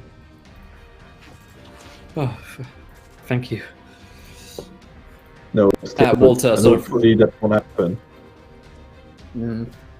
Walter the robot rumbles up and says, "Well, it seems like you made handy work of these robots. Ha ha!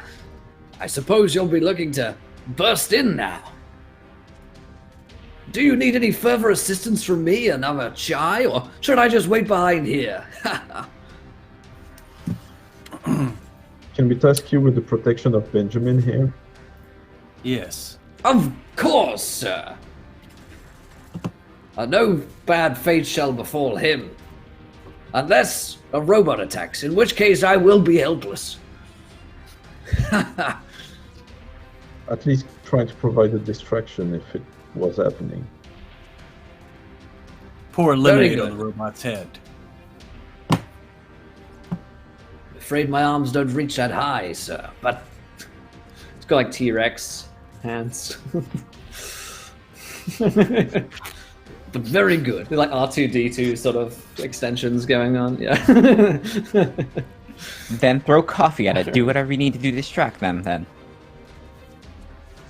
Very good, judges. I will try my hardest. Come, Benjamin. I have something to show you. It's my coffee pot. On a first date? He leads him away into darkness. Pruitt, we don't kink shame. Oh, you say that now. What else? Alright, let's move on in. For the love of God. Let's move on inside this warehouse before. Wait, no, let's linger on that one for a moment. There it is. All right. So you head inside the warehouse. You have clearance. Who is opening the door, by the way? You're expecting immediate gunfire upon opening these the door to the warehouse itself. Kane looks over at Fremont. How many of those grenades did you get? Just the one. Well, shit. They're very heavy. Never mind then. It Is would have been anyone great to among just you kind of proficient? toss one in the door. Because I'm going to save my shot for the bunker door. Mm-hmm. Is any of So, you how do you want proficient it? with a rifle? What was that, sorry? Is any of you proficient with a rifle? Yeah. Yeah. Well, I hand you in my bag a big rifle. I hand it to you. It's custom made against robots. It's a iron pulsar rifle. I picked it up, but turns out I'm better with a pistol at my side. Nice. If you just want to chucking the VMix chat like what it does, and then I can use it. So Judy takes the rifle. She posts up and aims. If someone would be so kind as to open the door, please. I got it. And Get still ready. on high X. Yeah, So I'm going to be on Oh, one side of the IX. door, getting ready to scan the badge and kick it open. should we shoot some ricochet in there? Well, we got a hostage situation. Probably not. Yeah, probably not. Are y'all ready? Ready? Do it. And I'm going to swipe the badge, kick the door open. I'm going to let Judy go first, and then I'm just basically... I'm not going to blind fire, Yeah. I'm just going to kind of just shoot after Judy shoots, though.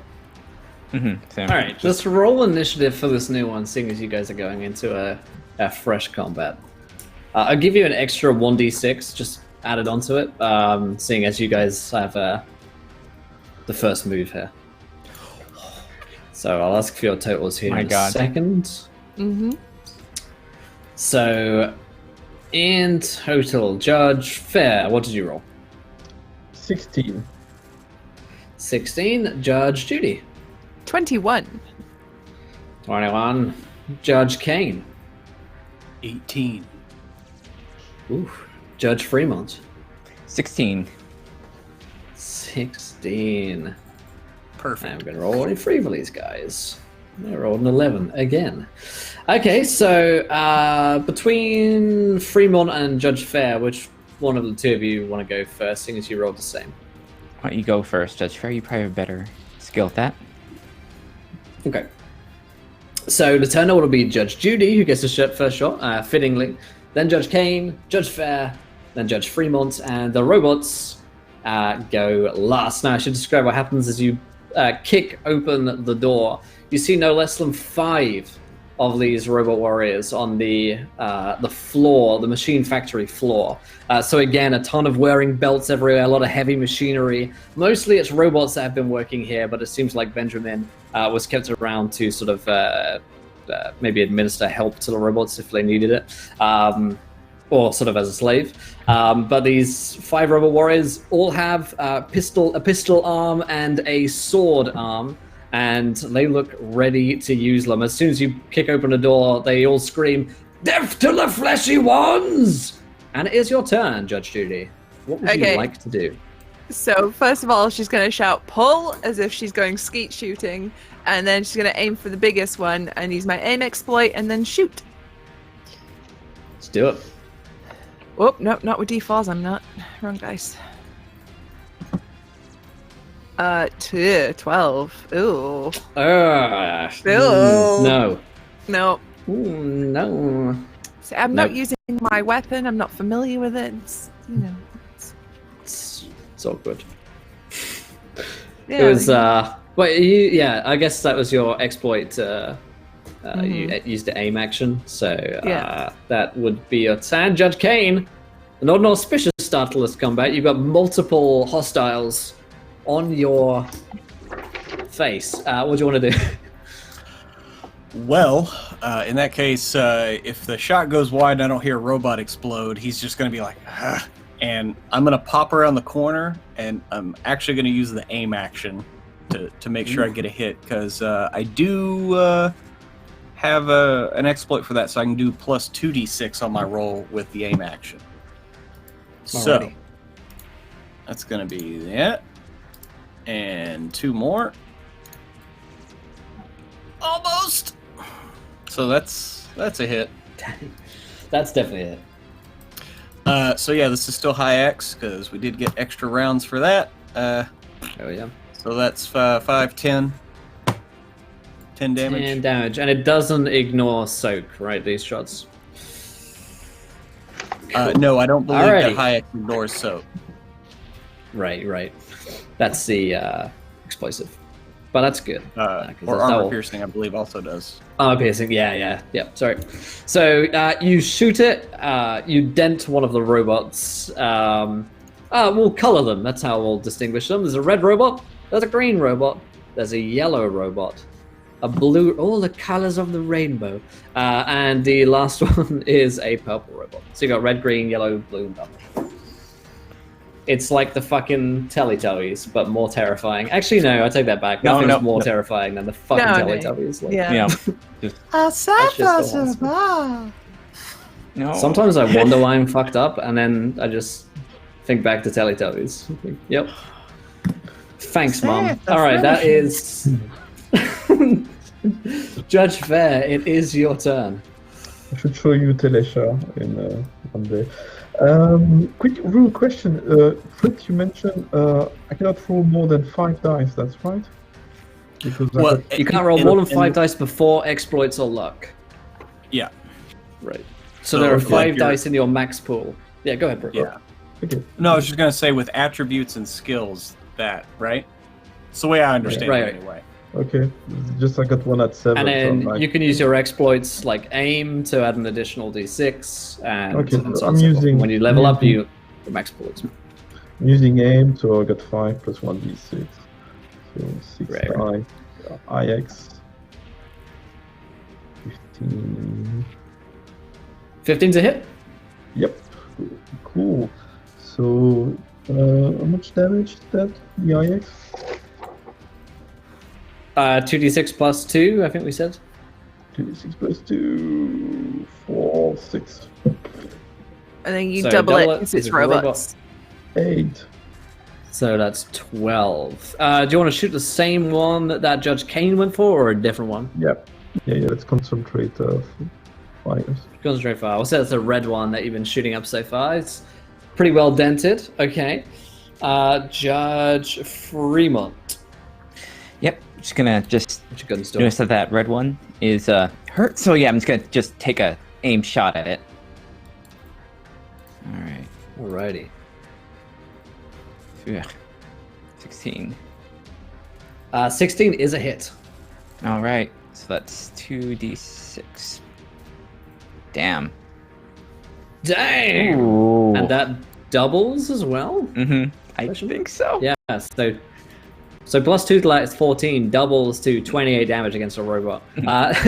Same one that you've been focusing fire on, or a different one? Yep. That same one. How do you smoke it out of existence? Yeah, just take an aim shot. It's like right in his chest, and you just see like Judge Fair's shot just like blow like the armor open. Just the same shot just goes in that same spot and just explodes it from within. Nice. Love it. And that is our robot friend's turn to take a move here. So we've got almost one for all of you, seeing as the red one just got blown apart by Judge Fremont. We've got a shot going towards Judge Judy on a 17. And I think it's just 2d6. Yep. And it rolled 7 damage on the Okay, first shot. so I take 2. Nice. Death to the fleshy ones! Death to them all! Each one takes 2 shots, seeing as they both have 2 actions. 20 against Judge Judy. Yeah. For 7 damage again. Okay. So 2 shots for 2 damage, basically, in effect. Plus your soak. Willem's going to shoot at Judge Kane. He's doing some damage, but that's a 10, and that's not going to hit. I'll try again. A little harder this time, but to the exact same effect of another 10. This green robot's pretty shitty. He feels bad about himself. It's okay, though, because this one's going to try and murder Judge Fair. Judge Fair, an 18 is going to hit you, and so you take a total of 8 points of damage. You get to reduce your soak from that. So yeah, that's fun times. Second one's going to try and shoot you on a 13. Does that beat your ranged defense or equal to it? Judge Fair? Yeah, it hits. I only have a puny 8, so... And that is 10 points of ballistic damage on you. So these robots hail back fire. And the last one, it'll shoot at Judge Fremont. There we go. 14? 14 hits. Yep. 8 points of damage, and well, that's a miserable roll of a 7, which Okay. certainly misses. So machine gun fire and pistol shots rain out in the in this warehouse as all of you take heavy fire from these robots. So you have managed to destroy one of them in the first round of combat here. It now becomes round 2. Judge Judy, a chance to redeem yourself, perhaps. Yes, I'm going to take aim with my exploit, and I'm going to shoot the green robot. Let's give it to him. That's a 21. Oh, yes! Hey, 21. And that is 9 ion damage. I had a look and it said robots are vulnerable to ion damage? They certainly are, yes. And they take an extra 2d6 Oh, of damage. well, that is another 9. Wow. So total of 18. Mm-hmm. Yikes. Okay, this one's not quite dead, but you fried it very close to the point of no longer running any more of that shot. Have you got anything else, or is that both actions? That's both actions. All right, you fire on the green robots, exploding it, but not quite until extinction, and it turns to Judge Kane to try and finish off this robotic monstrosity. All right. So, Judge Kane is going to pull his pistol up, leaving on high X, and I'm going to shoot. So that's a 19 to hit. Shoot him. That's a hit. So that's going to be 8 damage, doubled, so that's 16 damage. Ooh, mackerel. How did you kill the green robot? How's it go down? Well, I'd like to think that Judge Judy shot a hole in it, and Judge Kane sees like a nice little like dent where 2 plates would have met, and he just puts his lawgiver right up to that and fires his high X shot inside, so it just falls over to the side as his head expands. Fuck yeah. So that's one action. Can I shoot again? Yes. Sweet. I will move on to the very next robot in line. Preferably one that has been shot before. Alrighty. Yeah, none of them have been shot, so you got yellow, blue, and purple to choose between. Which one would you like to kill? Which one is attacking Judge Fair on the other side of the doorway? The yellow one. That one. Another 19. Alrighty, a 19 is definitely a hit. And that's going to be 7 damage, so doubled 14. 14 damage. Alright, a handsome shot against the yellow monstrosity, which can't feel pain, but certainly can be slowed in its tracks. Quite literally, because it has tracks. It is Judge Fair's turn. I'm gonna shoot twice I'm gonna shoot the first time on the yellow, not using them, and keeping my IX in place. 18. 18 is a successful hit. Sorry, don't mind. So 7 times 2, that's 14. Oh, plus 2, 18. 18 damage on our robotic friend is not quite enough to kill it, but you've got a really good opening on the robot's armor with that shot. Okay, I'm gonna use my second shot then. Alrighty. 21. Fucking hell, yeah, give it that damage. Okay. 10, 12, 24. How does it die? You shot at your last judge. And it is then Judge Fremont's turn. You got a blue one and a purple one. Both of them are laying down fire on the two of you, even as their companions are blasted apart by your fellow judges. All right, I'm going to take a double shot on the blue one, so I'm going to just take both shots without aim. So that's going to be 4d6. 11. Ah, damn, not quite enough. All right. Oh, that's the wrong dice. Second one. Oof, there we go. 19's more like it. That's a hit. All right. Yep, with the high X to. All right, so 16. Just punching through it. 16. Nice. Handsome hit as well.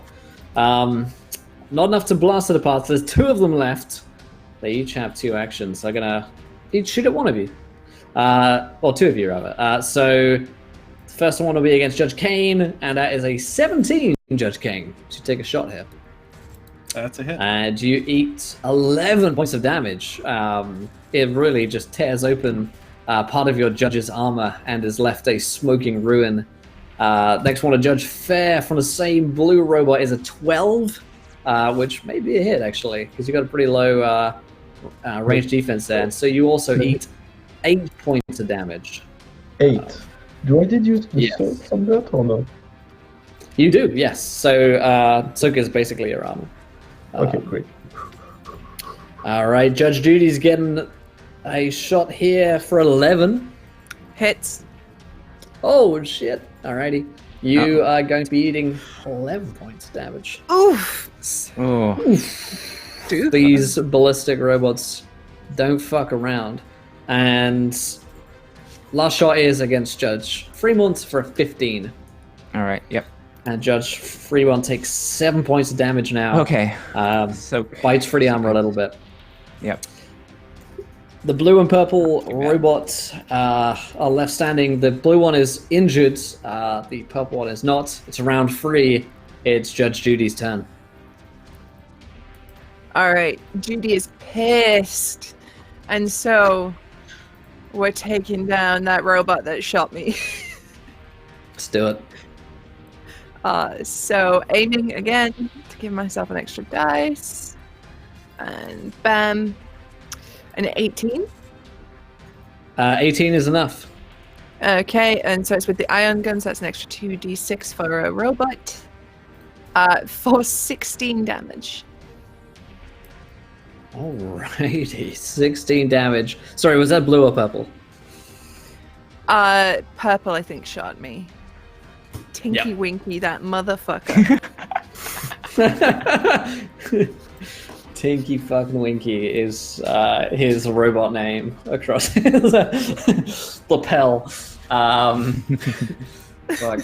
Have you got another action, or did you use both in that shot? That was both actions. Alright. You have Tinky his Winky, and it is Judge Kane's turn. What was So the fucking did- Hoover called? I don't That was the Nunu. most terrifying fucking thing. Nunu. It's called Oh my god, yeah, Nunu. fucking Nunu. That shit still haunts my nightmares. Sorry, Judge Kane, it's your turn. Away from my childhood trauma.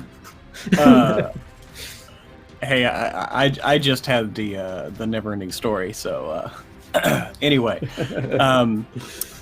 so there's only one left, or did Judge Two left. Judy not take it? 2 left. Okay. Both blue In and that case- purple are wounded. Both blue and purple are wounded. So I'm going to take the aim action on one of them to give me an extra 2 dice on my attack, because I want to. I'm going for the crit. So I'm going to go for purple and try to hit one of the wounds on it. Come on, baby, one of you. Oh, so close to a crit. Oh well. 1-6 away. 8 damage. 8 damage on purple. Armor piercing or no? Well, I'm doing high X, so it doubles. So High X. So it's +2, right? So it's 2d6 +2. So it should be 6 doubled to 12.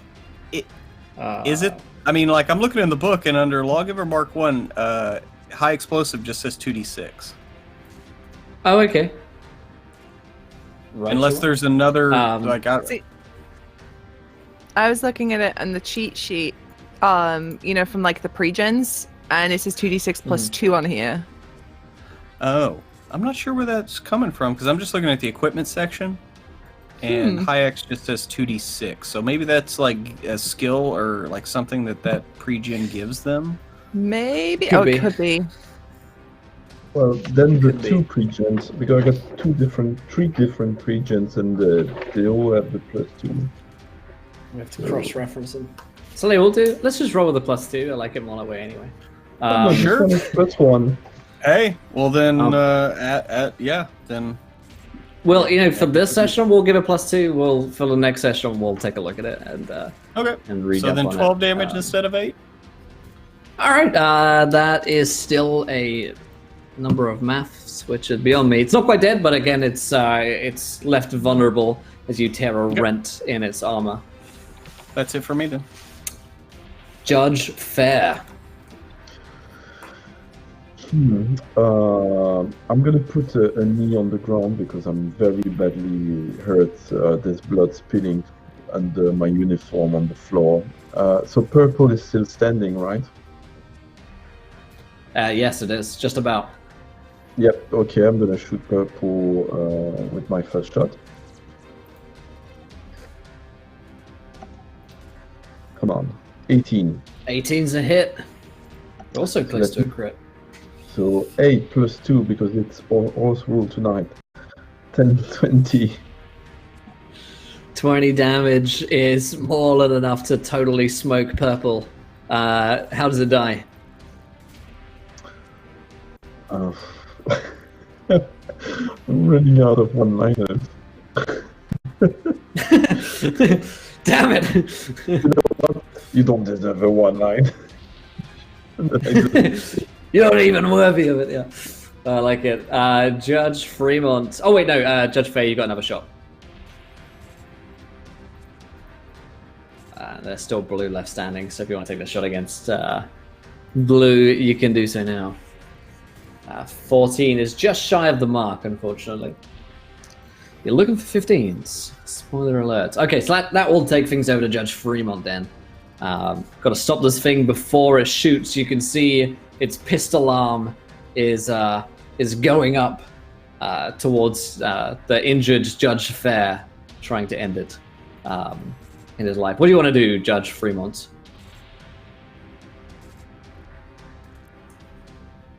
Oh, you are muted. Oh, sorry. Yep. She just stands up, just braces, takes that moment to take the shot, aim, and just hopefully just takes this thing down. Not with those. Oh, not with those. 4 ones. Oh no. Not with those. That's not one of those dice. You Why? might have a second shot if you didn't aim. Just wide. No, that's it. That's it. Oh shit. Damn. Thick. All right. Well, he's got 2 shots. One's going into Judge. Let's just roll D4. Definitely wants one to go in on Judge Fair to take it out. So 4. We'll go for Judge Judy. Judy, a 18. God damn, I can roll well when I'm trying to murder people. Yep.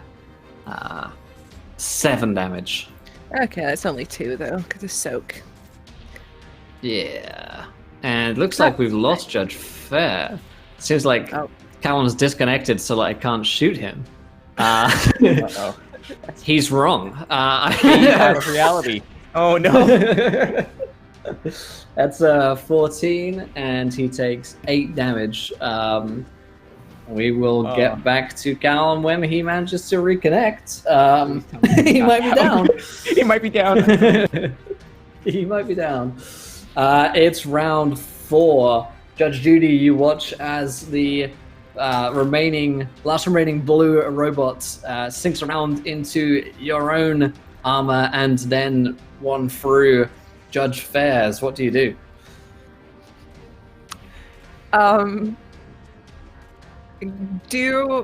All I can do is I'm not going to aim. I'm just going to shoot twice. That's a good idea. So first shot, bam, is a 14. No, looking for 15s. Fucking second shot. Nope. Never mind. No. Should have aimed. Oh no! All right, It's not it's time for Judge Kane's turn. Judge Kane is going to see some of the damage here, look around, and I'm going to aim just to get those extra dice and point my gun like almost point blank and be like, looks like you require some maintenance. And oh my god, come on baby, you can do it. That is... Oh, fuck! That's critical. All right. So it's going to be 8, 10, 20, 40? Is it double? Fuck. Damn. Because it's yeah, double sure. for robots. I thought... God. So, Are we 40, all still alive? that's a question, Jeez. actually. Callum, can you hear us and speak to us? I can hear you. Can you hear me? Okay. Yeah. Yeah, we hear you. That's all that matters for now. You took 8 damage. Are you still standing? No. Oh no! All right. Oh, So no. Judge Fair falls down on the ground as he's shot. Oh wait. Judge Kane, Did how you do say you? 8? 8 say damage. Yeah. Your Minus armor 5 soaks in the 5. armor. Yeah. Yeah. I got 1 point left. Oh, You nice. So Judge Fair is on one knee. Yeah. You can use what was that luck dice to reduce, I think, the amount of damage you take too. Right. Oh. Right. Okay, I'm loaded with luck. Yeah. Let me see. How lucky you feeling? So, so Judge Kane, how do you absolutely destroy this robot with like 40 points of damage? Yeah, I guess as drops down to a knee, Judge Kane will step in front of him as this robot's raising its, like, you know, sword arm or whatever, and basically just like I stick my lawgiver up in his armpit and just blow the top half of him off. Yep. It is Looks like- gone, and the factory floor quietens as there's no robots running the machinery, and the gunfire is just in the distance from the rest of Mega City 1 right now, but you guys are in the aftermath. I think almost everyone is wounded to some degree. Yes. It's like heavy fire going in through the front doors here. Everyone's still We're here. not- Yeah. And we're not even in the bunker yet. Did anyone pick up any med gear at requisitions? Just stony silence. It's like Okay. well, Wait, where's Judge Lawrence? Wait, what? oh no. So Judge Lawrence was I don't know, submitted to a different unit, I guess. She's been seeing as Mega City 1 is in a fucking war zone right now. They need the med judges on the front lines, basically. So she left you sort of outside of the Hall of Justice. Yeah. Oh.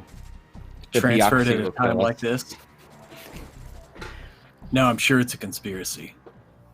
Well, we have to make these shots. We have to make everything we do count, I guess. Yeah. Ah. I mean, do we not have, like... I mean, as judges, don't we have, like, a med kit, like, on us? As part of our normal I gear? don't know if you start with it with your starting equipment. Let me just check the I sure as shit don't have one. Dredd is much more prepared than we are. Well, you know, you got to go through a couple of these before you get that you need to provision in advance. I hope we all learned a valuable lesson today. Don't forget the med kits. There you go. Ozzy's got a ruling there as well on the ballistic damage for the lawgiver. Thanks, dude. I'll tell you this. Walter rolls up, and he says, "Oh dear, you look like you're in quite a. Could I get you some coffee? And I'll put an antibiotic heal gel inside, which may help a little bit." And type it, just sprinkles alcohol on our wounds. It'll help. It always helps. Take a sip of this. And you see him make coffees, and then he injects, like from a special tube, there is some like gel-like substance which goes into them. I'll drink it. It's not a lot. I'm not above taking this DM pity. So you cures 1 point of health for having some heal gel. However, you can only benefit from it once per day. So this is some like weak source. Basically you're taking an Advil, is what Walter is capable of. He's not equipped with any kind of med stuff. Walk it off. Something's better than nothing. All right. Kane will take a drink as well. Yep. Fremont will. We could turn around or request backup, judges. It seems like you're all in quite a bad state right now. And they said that there were more robots below. Well, that's very true, Walter, but as you saw earlier when we requested backup, there is no backup. We have no choice. As bad as it is, we have no choice.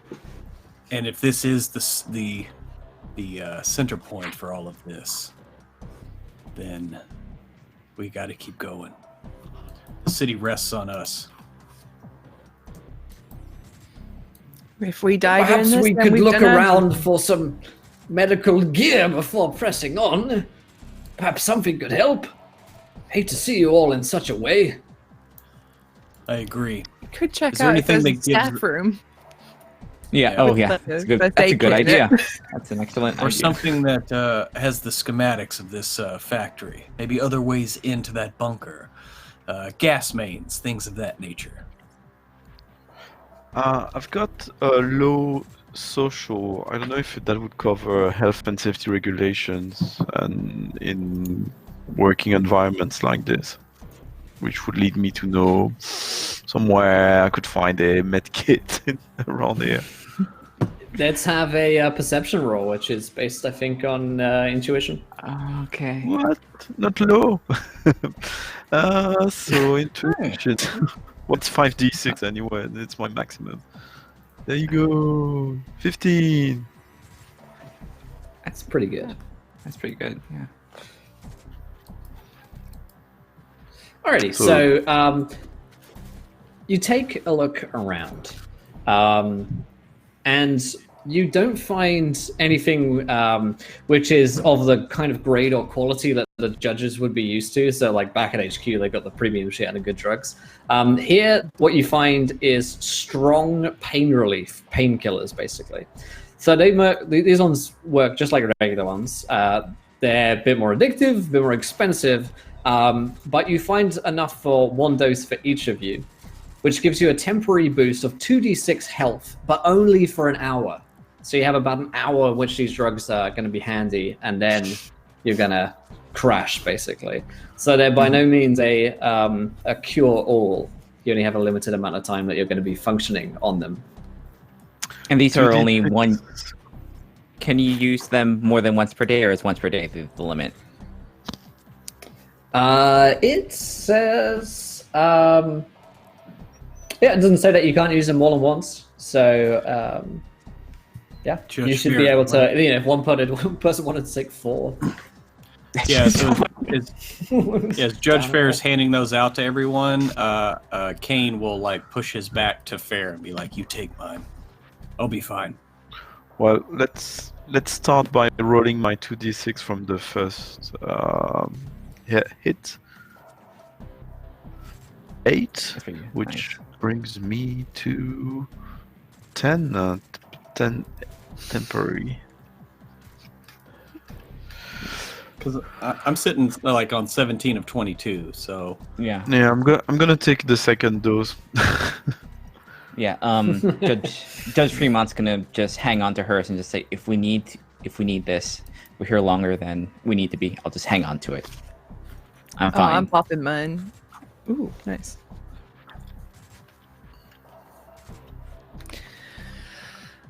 There we go. Righty. Let's pop these drugs. Or you can hold on to them, and it's an action to take them as well. Yep. So All right, I how have many one. left do we have? So I used two. One. I have one. Yeah. So we have one Technically. between all of us. Yeah. Yeah, Fremont Yeah, is one the only between. one with a dose. Mm-hmm. Okay, so I'm back at 16 health, but just for an hour, and then I'm back at 2 health.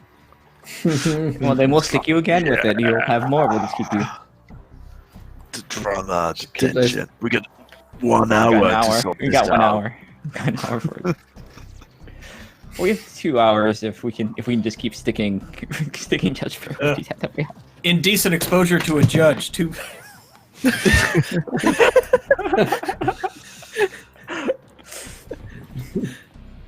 interfering with an investigation, monk.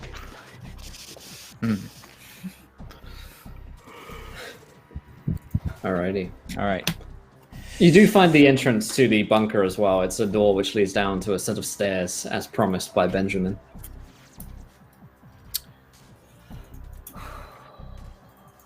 And this door, is it pretty heavy? The door is, it's pretty heavy. But you do have the code to get through from thanks to Oh, Benjamin. okay. So you cool. should be able to. That's where his clearance stops, basically. Ah, Our I thought his clearance clearance begins. stopped before this door. Sweet. Right, Well, right. And in that case, Kane will look around and make sure everybody's ready before swiping the badge and moving on down. Mm-hmm. Good to go.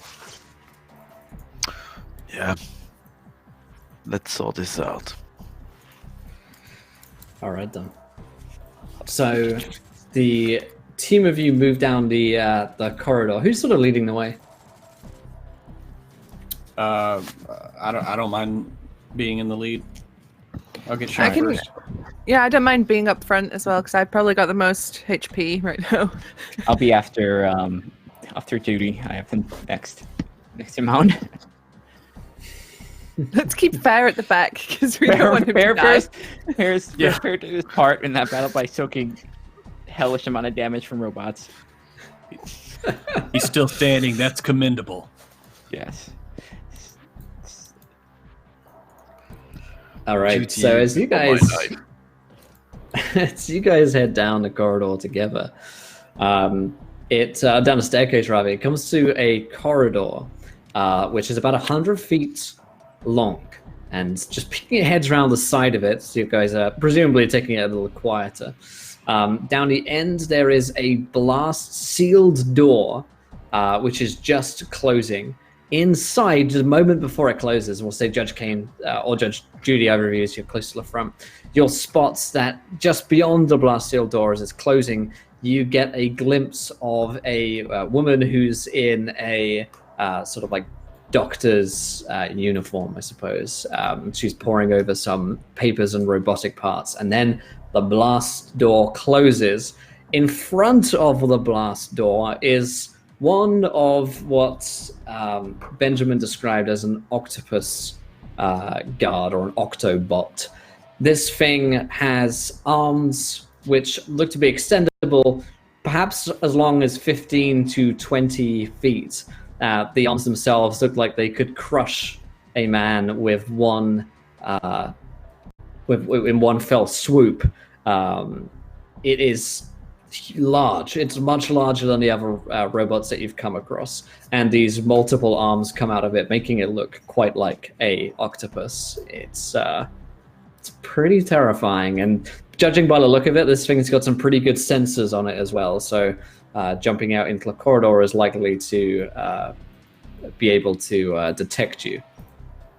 There was no way for us to speak to the doctor before the door closed, right? Correct, unless you can find a way to get through to on like a radio signal or something like that. You could try, but yeah, the door is closing by the time that you guys poke your heads down there. Well then. Before stepping out, Judge Kane unslings his electro beam. I can't guarantee that I can hit that thing and the door, but I can at least hit that door. We can't get past the door. Can't get past anything. Hit the door. Hopefully we can take this thing.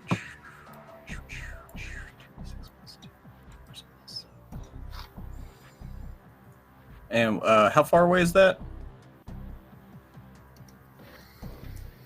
100 feet down in the corridor. Yeah. Okay. Well then,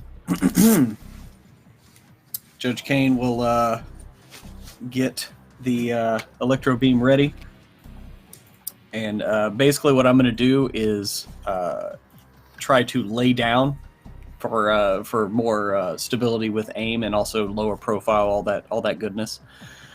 And I'm just going to kind of pop out of the corner, post up with the electro beam, aim with it, and let her rip. I'm trying to hit the OCTO-BOT, but the most important thing is the door itself. There's the door. Yeah. Okay. Yeah. Let's take a shot here.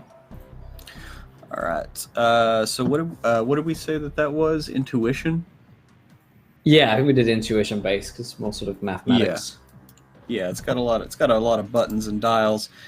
It's a gun that Cable would use. I'm imagining just I'm wielding Cable's gun with stupid dials and buttons and pouches, and yeah, the little feet that hold it up are tiny, like really tiny.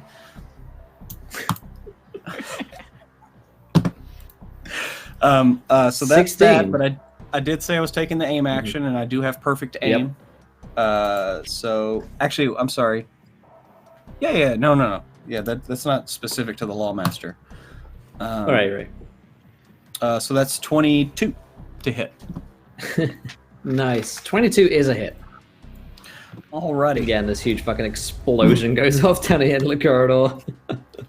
So that is 6 plus 2, so that's 8 heat damage, and it ignores all soak. Wow. So 8 heat damage, ignoring soak on our Octo guard. And I was, just so you know, I am aiming to a spot different in the room than where I saw the scientist. Like, I am taking that into consideration. So, trying to hit the bot and the door, but not the scientist. Just want to make sure that was all clear.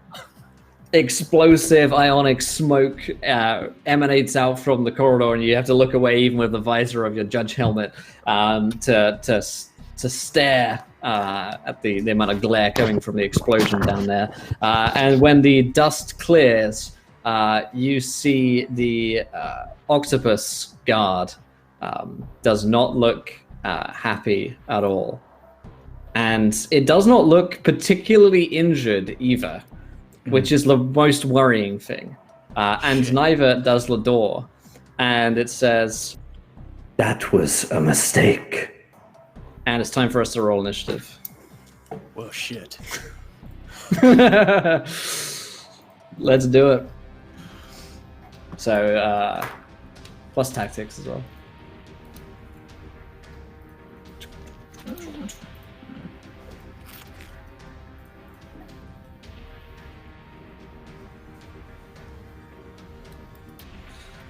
Alrighty, damn, there's some decent initiative rolls that you guys have.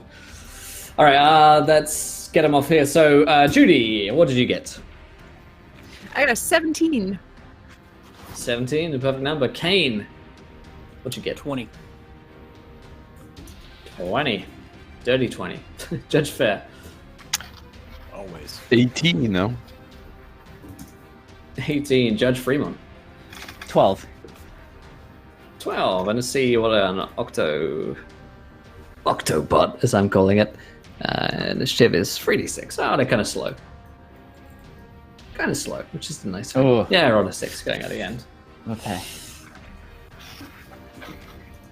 Alrighty, so we have Judge Kane is the first to go after he shoots the blast. Then it's Judge Fair, Judge Judy, Judge Fremont, and then the octopus bot going last. Judge Kane, you're 100 feet away from the bot that you just shot, and they're starting to roll out. So, how Is the electro beam, is it ready to shoot again, or does it need time to recharge? What's your That's ruling a good on question. that? Does it have a recharge time on the stat sheet?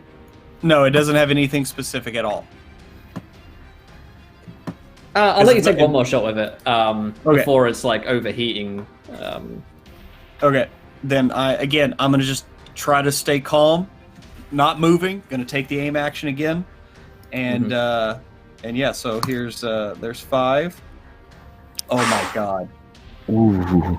Oh, so close. Fuck! 3d6. So that's- Oh, 3d6. That's a crit. Yes. So I got 2 That's more pretty d6 good. to roll, but I don't think I need to roll them. Yeah, no need. So that's 2d6 plus 2. So that's 8, 10. So that's 20 damage. Ignore soak. Ooh, dang. Nice. That's actually effective against this creature. As the octopus creature is coming towards you, all metal and moving parts, you blast the ionic cannon towards it and actually stop it in its tracks for a moment before it says, "You will be punished for that." And Judge Fair, I think it's your turn. That's my Yeah. So I'm gonna switch to armor piercing, and I'm gonna shoot it once. Alrighty. 19. 19 is a hit. This thing's pretty easy to hit from range. So that will be half SE. What the hell does that mean? standard. That's the standard is 2d6 plus 2. Okay, So armor so piercing is 1d6 plus 1. So 2, but ignore soaks. 2 will Yeah. ignore soak, which is 10 good soak. in this case. Dope. Okay, Judge Fair brings a gun up, aims, shoots, meets his target, and Judge Judy, it's time for action. Oh, it's rifle time. Have I got visual on this octopus thing? I imagine so, 'cause I was up Oh near yeah, Ken, yeah, this right? thing is Okay. fucking huge. It's like, it fills the entire corridor when it rolls towards you. All right, so Judge Judy is gonna aim, and then she's gonna shoot with the 22 to hit. Alrighty, 22 is definitely a hit. And this Almost is a crit robot, there, right? well. So the It is extra indeed a robot. D4 applies. Yeah. That is 14 damage. 14 damage. Now you'll notice that even against a robot, you expect it to be a little bit more effective than this, but this thing has a ton of heavy plating and armor on it, which seems to be assisting it against your shots. Judge Fremont. All right, Judge Fremont just stands and just glares at this robot and just, let's see how much punishment you can take. And she'll just kind of like put her head to her hand to her head and everyone just kind of feels like just static electricity like all over them. So is there a limit to how much luck you can spend in a round, or could you just blow I it? don't think so. I think I read that you can blow it all. All right, I'm gonna spend 1 luck to You know what? No, I'm going to just roll. So what I'm gonna do is this is electrokinetic blast, so it requires 6. I'm gonna use 6 psi. So it's a psi versus defense. So what I'm gonna do is I can add 1d6 electricity damage on top of the 1d6 per 2 psychic points. So I'm gonna spend 12 psychic points to add 66 to this. Fuck. And then I am going to roll 5d6, and I'm gonna put 3 luck points on top of the damage. So that's extra 3d6 of electrical damage. on this Holy thing. moly. All right. Yes. God, Oh, so close to a crit. I know. All right, so let me see. Let's just see what that is. So it's 1d6, 6, so 7d6 plus 10d6 Things of gotta electrical get damage. murdered. So is that it's vulnerable. So is that just? We'll figure that out. I think it means it takes an extra 1d6 of electricity. Okay. But I will Per thing or just in total? Google it. Just total, but I will double check for you here in a second. Let's find the first case of it. So what's that? Fucking 32. Oh no. Yeah, looks like.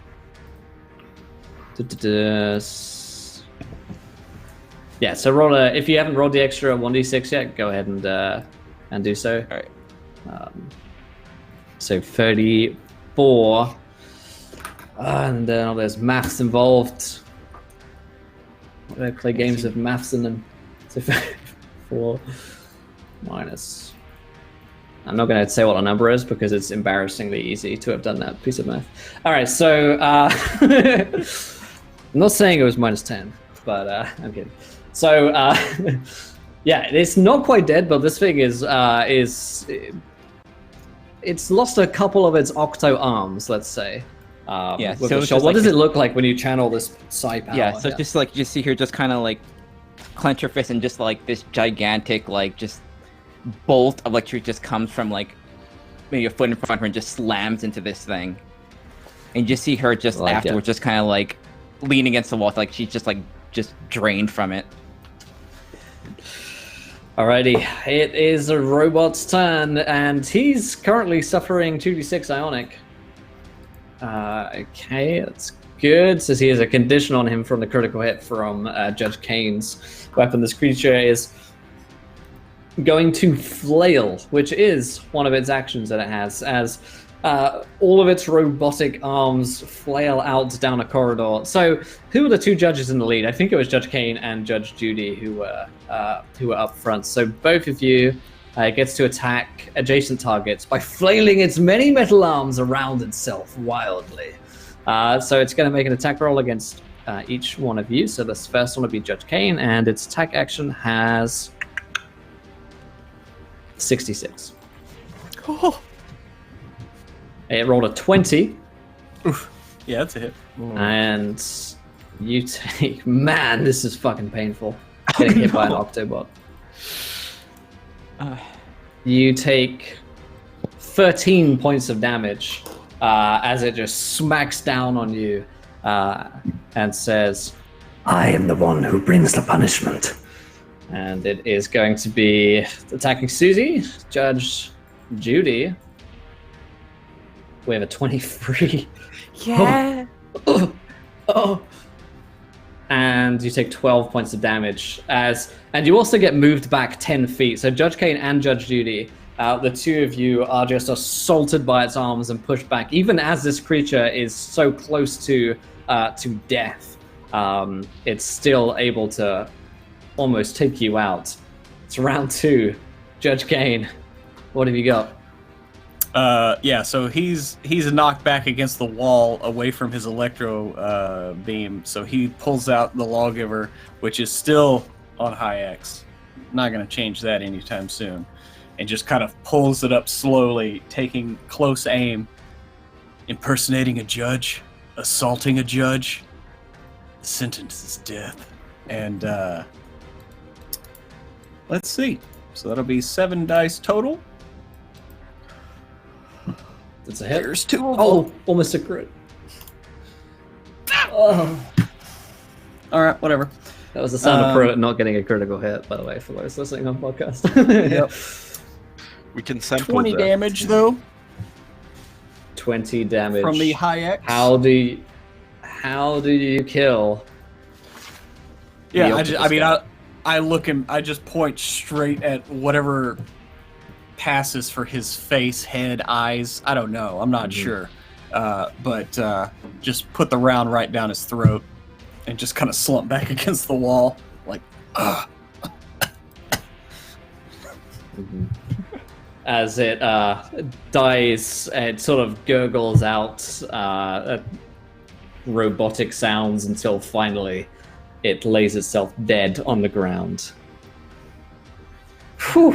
And you guys are out of combat. Good shot, Judge Kane.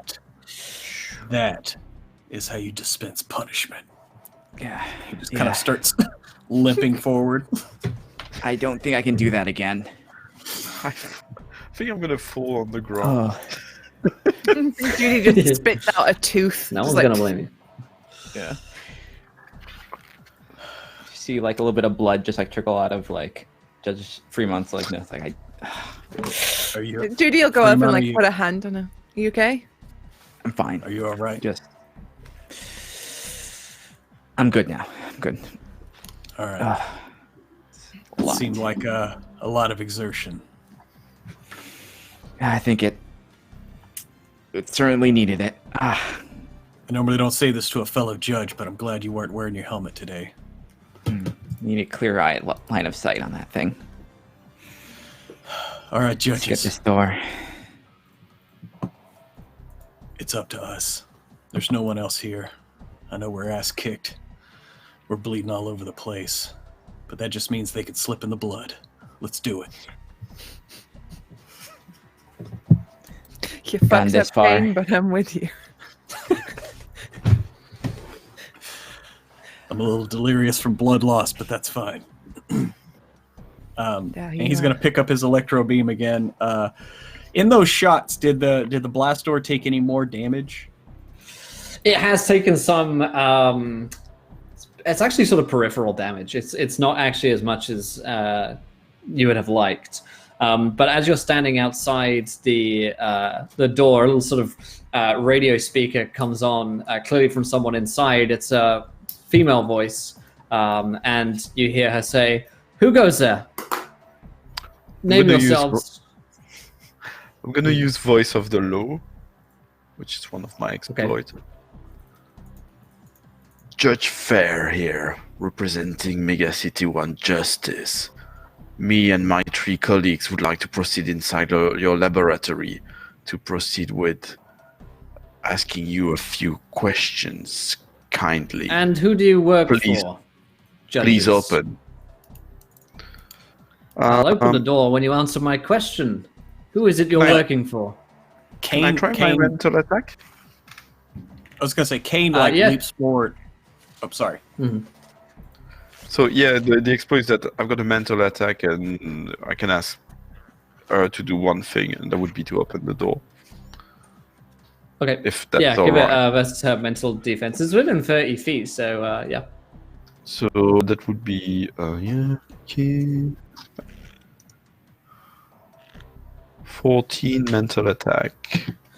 Normally that would be enough to get any average citizen. They almost always obey your orders, either out of fear or respect for you.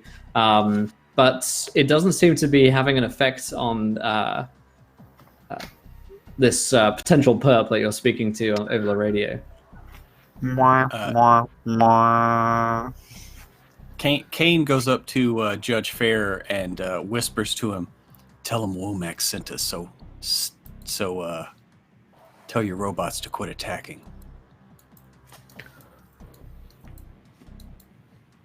You sure about this? That could blow in our face.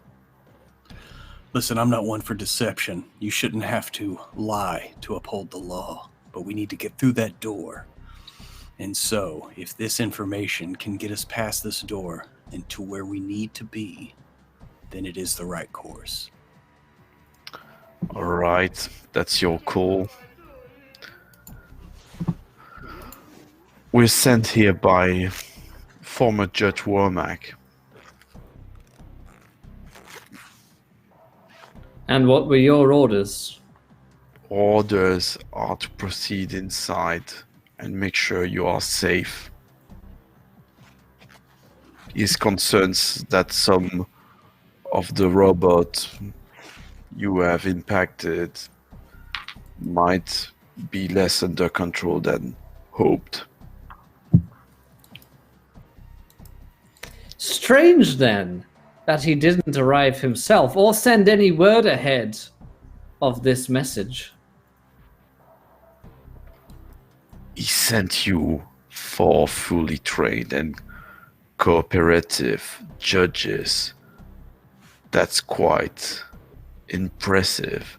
Sorry, he could not send you a memo ahead of us. You are welcome to step out of your bunker and go ask him yourself if you wish, but I would advise you against that. Cooperative, judges. Strikes me odd that you decided to blow up every robot to get into this facility, but I suppose in a way you have proven yourselves as worthy allies to have. But I'm not going to just let you in if you're going to try and shoot me. So if you don't mind, and you hear coming from behind you, from above in the factory somewhere, you hear 8-legged robot coming out and another OCTO guard. Why don't you come with me? I can assist you, judges. Why don't you take a walk with my friend here?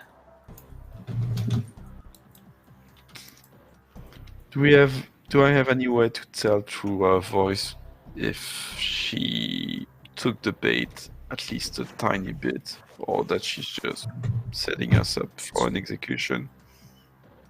I mean, she seems to at least want to be talking to you. Although she doesn't seem foolish enough to just do so without any guns pointed at you at this point. Okay, I remove my helmet. And I'm gonna wave my long and curly blonde hair. Production. Fine, we're ready to talk. Very well. And so the blast door opens up while the OCTO guards watches you closely with its 8 arms, seemingly only inches away from you, ready to dispense murder if necessary. As the blast door opens, you see who you can only presume to be Dr. Marigold. She's in her 50s and she's got sort of graying hair, and she wears glasses, and she has been stooped over these robot parts that she seems to have been messing around with when you spotted her before. And she's also speaking into the radio, which she stops doing when you guys come along. She looks at each of you and says, "Forgive my hesitance in trusting 4 judges who suddenly showed up without warning, but you can never be too careful, I'm sure you understand." Of course. So, do you want me to make the... to us? Yeah, sorry. Do you want me to make the introductions? Please, by all means. We were all sleepers, so sorry if we are not fully briefed by Womack. He just told us to show up here. There we'll have a lot of opportunity to discuss the details. But I am Judge Fair. This is Judge Kane, who got Womack himself into the Academy of Judges. You've got here Judge Freeman. A psi is always useful. And here's Judge Judy. You wouldn't believe the sort of thing she would do despite being a judge. You know, I've actually heard of this one before. Judy sort of fixes her with a winning smile and a wink. You see Judge Kane like look at Judge Judy like very... Jealousy doesn't look good on you, Kane. Green is not your color. Wasn't that robots either. So you've got more instructions of how we can be of help to this operation? Yeah, how goes the work? So. Well, you've been through the city. I'm sure you've seen it for yourself firsthand. The war is going well. The megabots are going to be rolled out shortly, which should be able to take down the walls of the Hall of Justice. Good. But to that end, 4 judges inside the Hall of Justice would make getting into it a whole lot easier for us. That's true. Presumably, you have access codes to unlock doors, get certain things open, access to the armory, etc.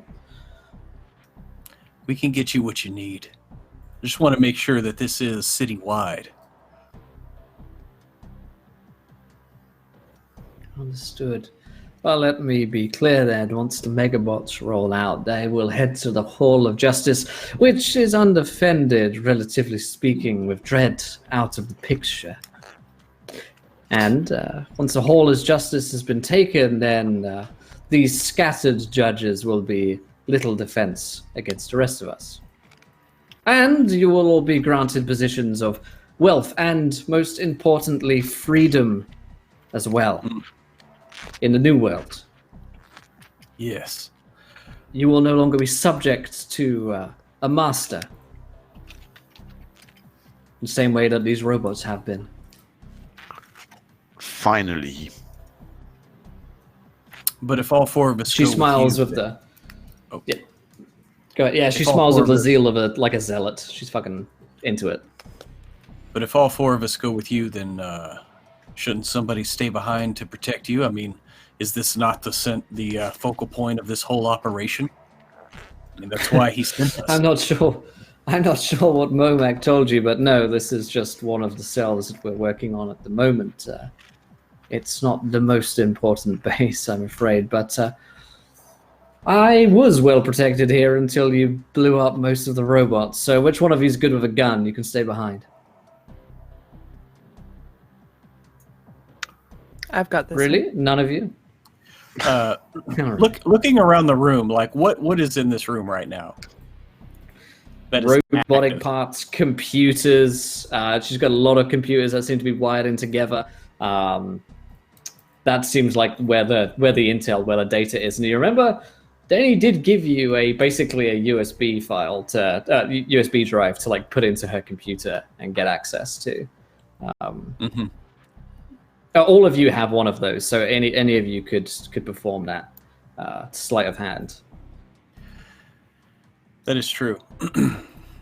Well, perhaps maybe one of us should stay behind. And he kind of like turns around and he looks at Judge Judy and gives a nod. Mhm. We'll take your other bots. We'll head to the Hall of Justice.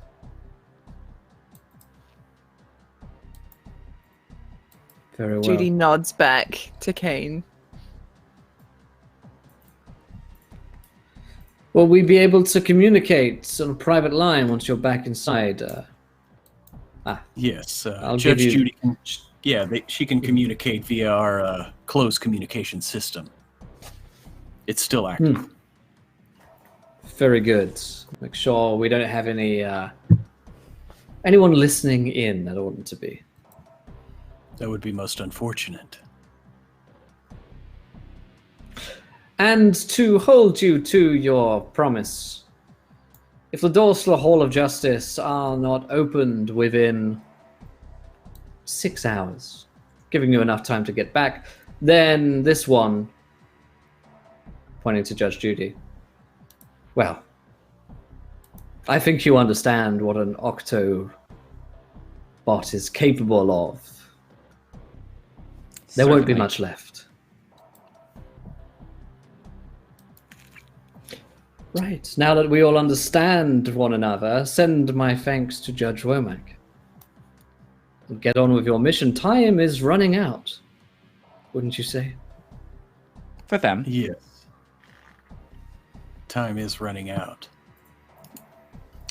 You don't happen to have some meds around here? Turns out the way in was rather rough. Yes, very well. I'll have you registered as friendlies on the systems, but for now, she hands out basically some stim packs that each heal 2d6 permanently, not temporary. Yes. Yeah, All- Kane takes those. 2d6. 7.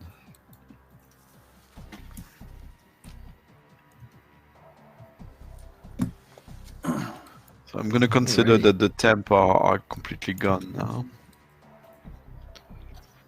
Sure. Yep. Alrighty. So healed up. Yeah, go ahead. Yeah, Judy would just go across, sit on a chair, put her feet up, and say, "So, Doc, you got a coffee while we wait?" I have a bot, and coming out is a Walter bot, but there are many of them. Same sort of unit, but he's got some like black paint on him around his eye, sort of like an eyeshadow look. It's like Gothic Walter, and comes out. Yeah, can I help? I guess. Not that anything matters. Emo bot.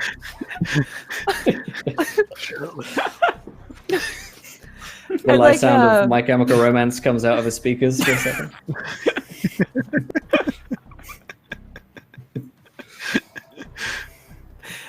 I'd like a coffee, please. Black, no sugar. Just like my soul. Just like my software.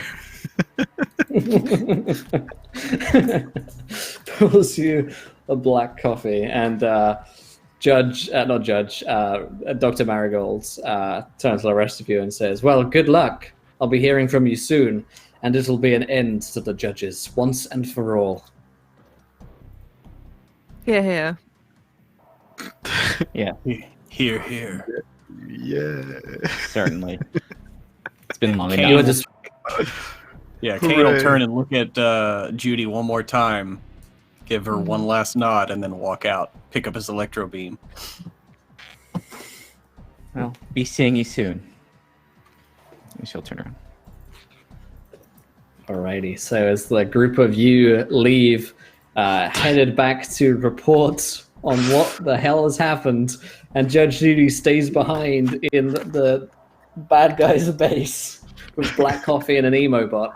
That's where we're going to end tonight's episode of Assault on Justice. I think Well Fred played, says to everybody. Assault on Justice is us all along. I think Fred's gonna say to Yep. the others, it's sad we had to sacrifice Judge Judy, but death will serve the mission.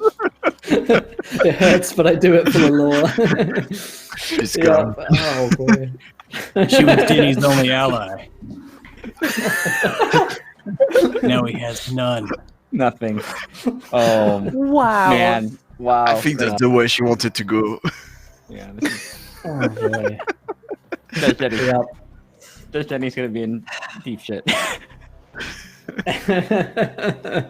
Or this is where My Judge Judy God. turns. So I mean, Hey, whatever way the wind blows, I It's- guess, you know.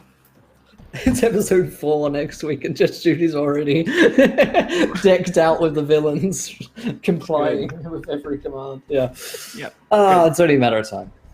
Fantastic. Well, that's where we're going to end tonight's episode. If you enjoyed this episode, then definitely go and check out Judge Dredd, the role-playing game on Drive for RPG. You can check out the website as well.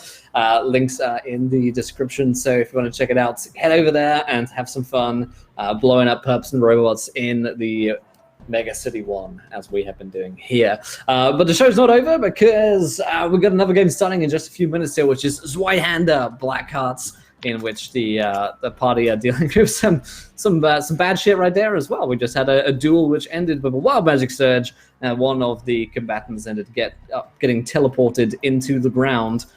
It's messy. They got to dig their way out of this one, but let's go around and cast some crew for tonight's show. Did we enjoy ourselves? Where can we find you wonderful people online? Let's go in reverse order. So let's start with Sean. How was that tonight for you? And Judge Fremont.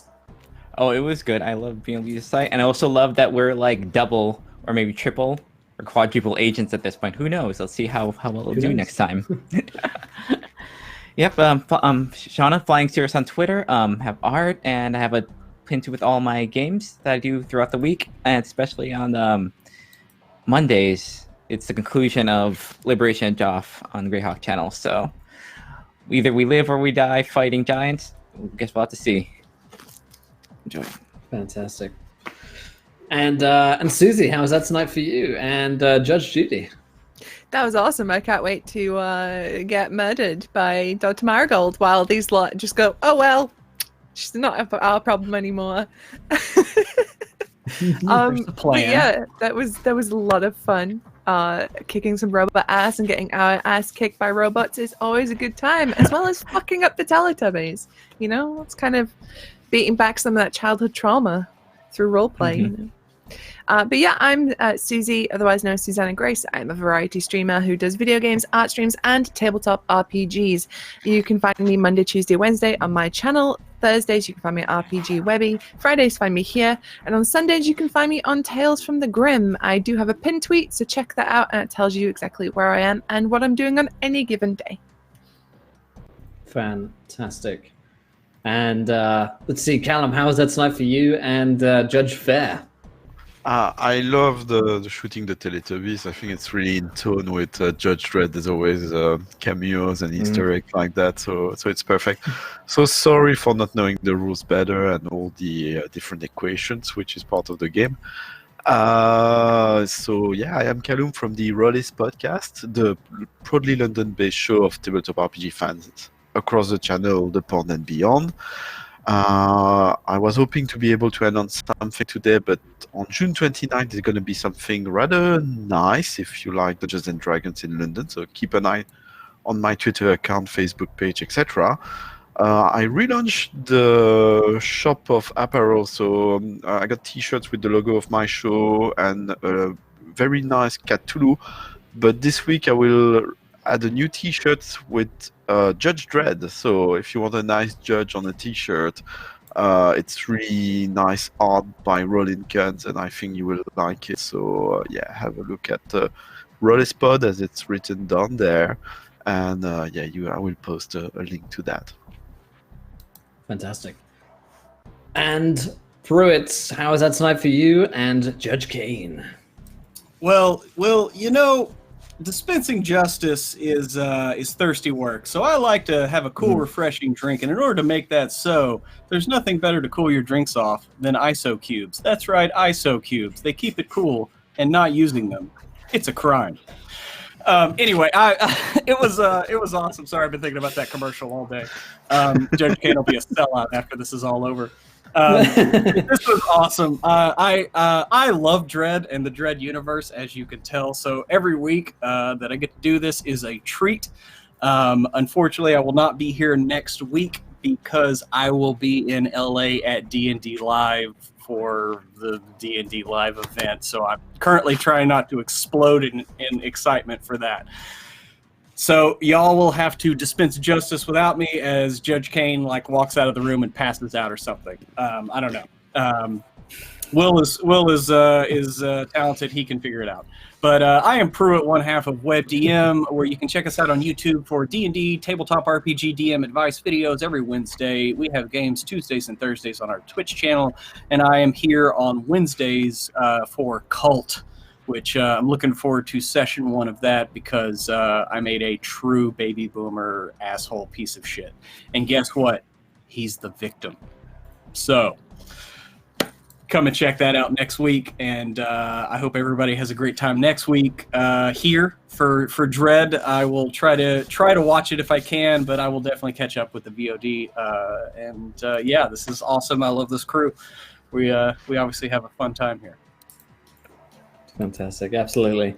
Well, we will see you guys next week for the next episode of Judge Dredd Assault on Justice. But it's time for those white-handed blackhearts to take a stab at it. So we'll see you guys in just a few minutes over there. Until next time, try not to roll too many nat ones. We want to be laughing when you do. Good night, everybody. Bye.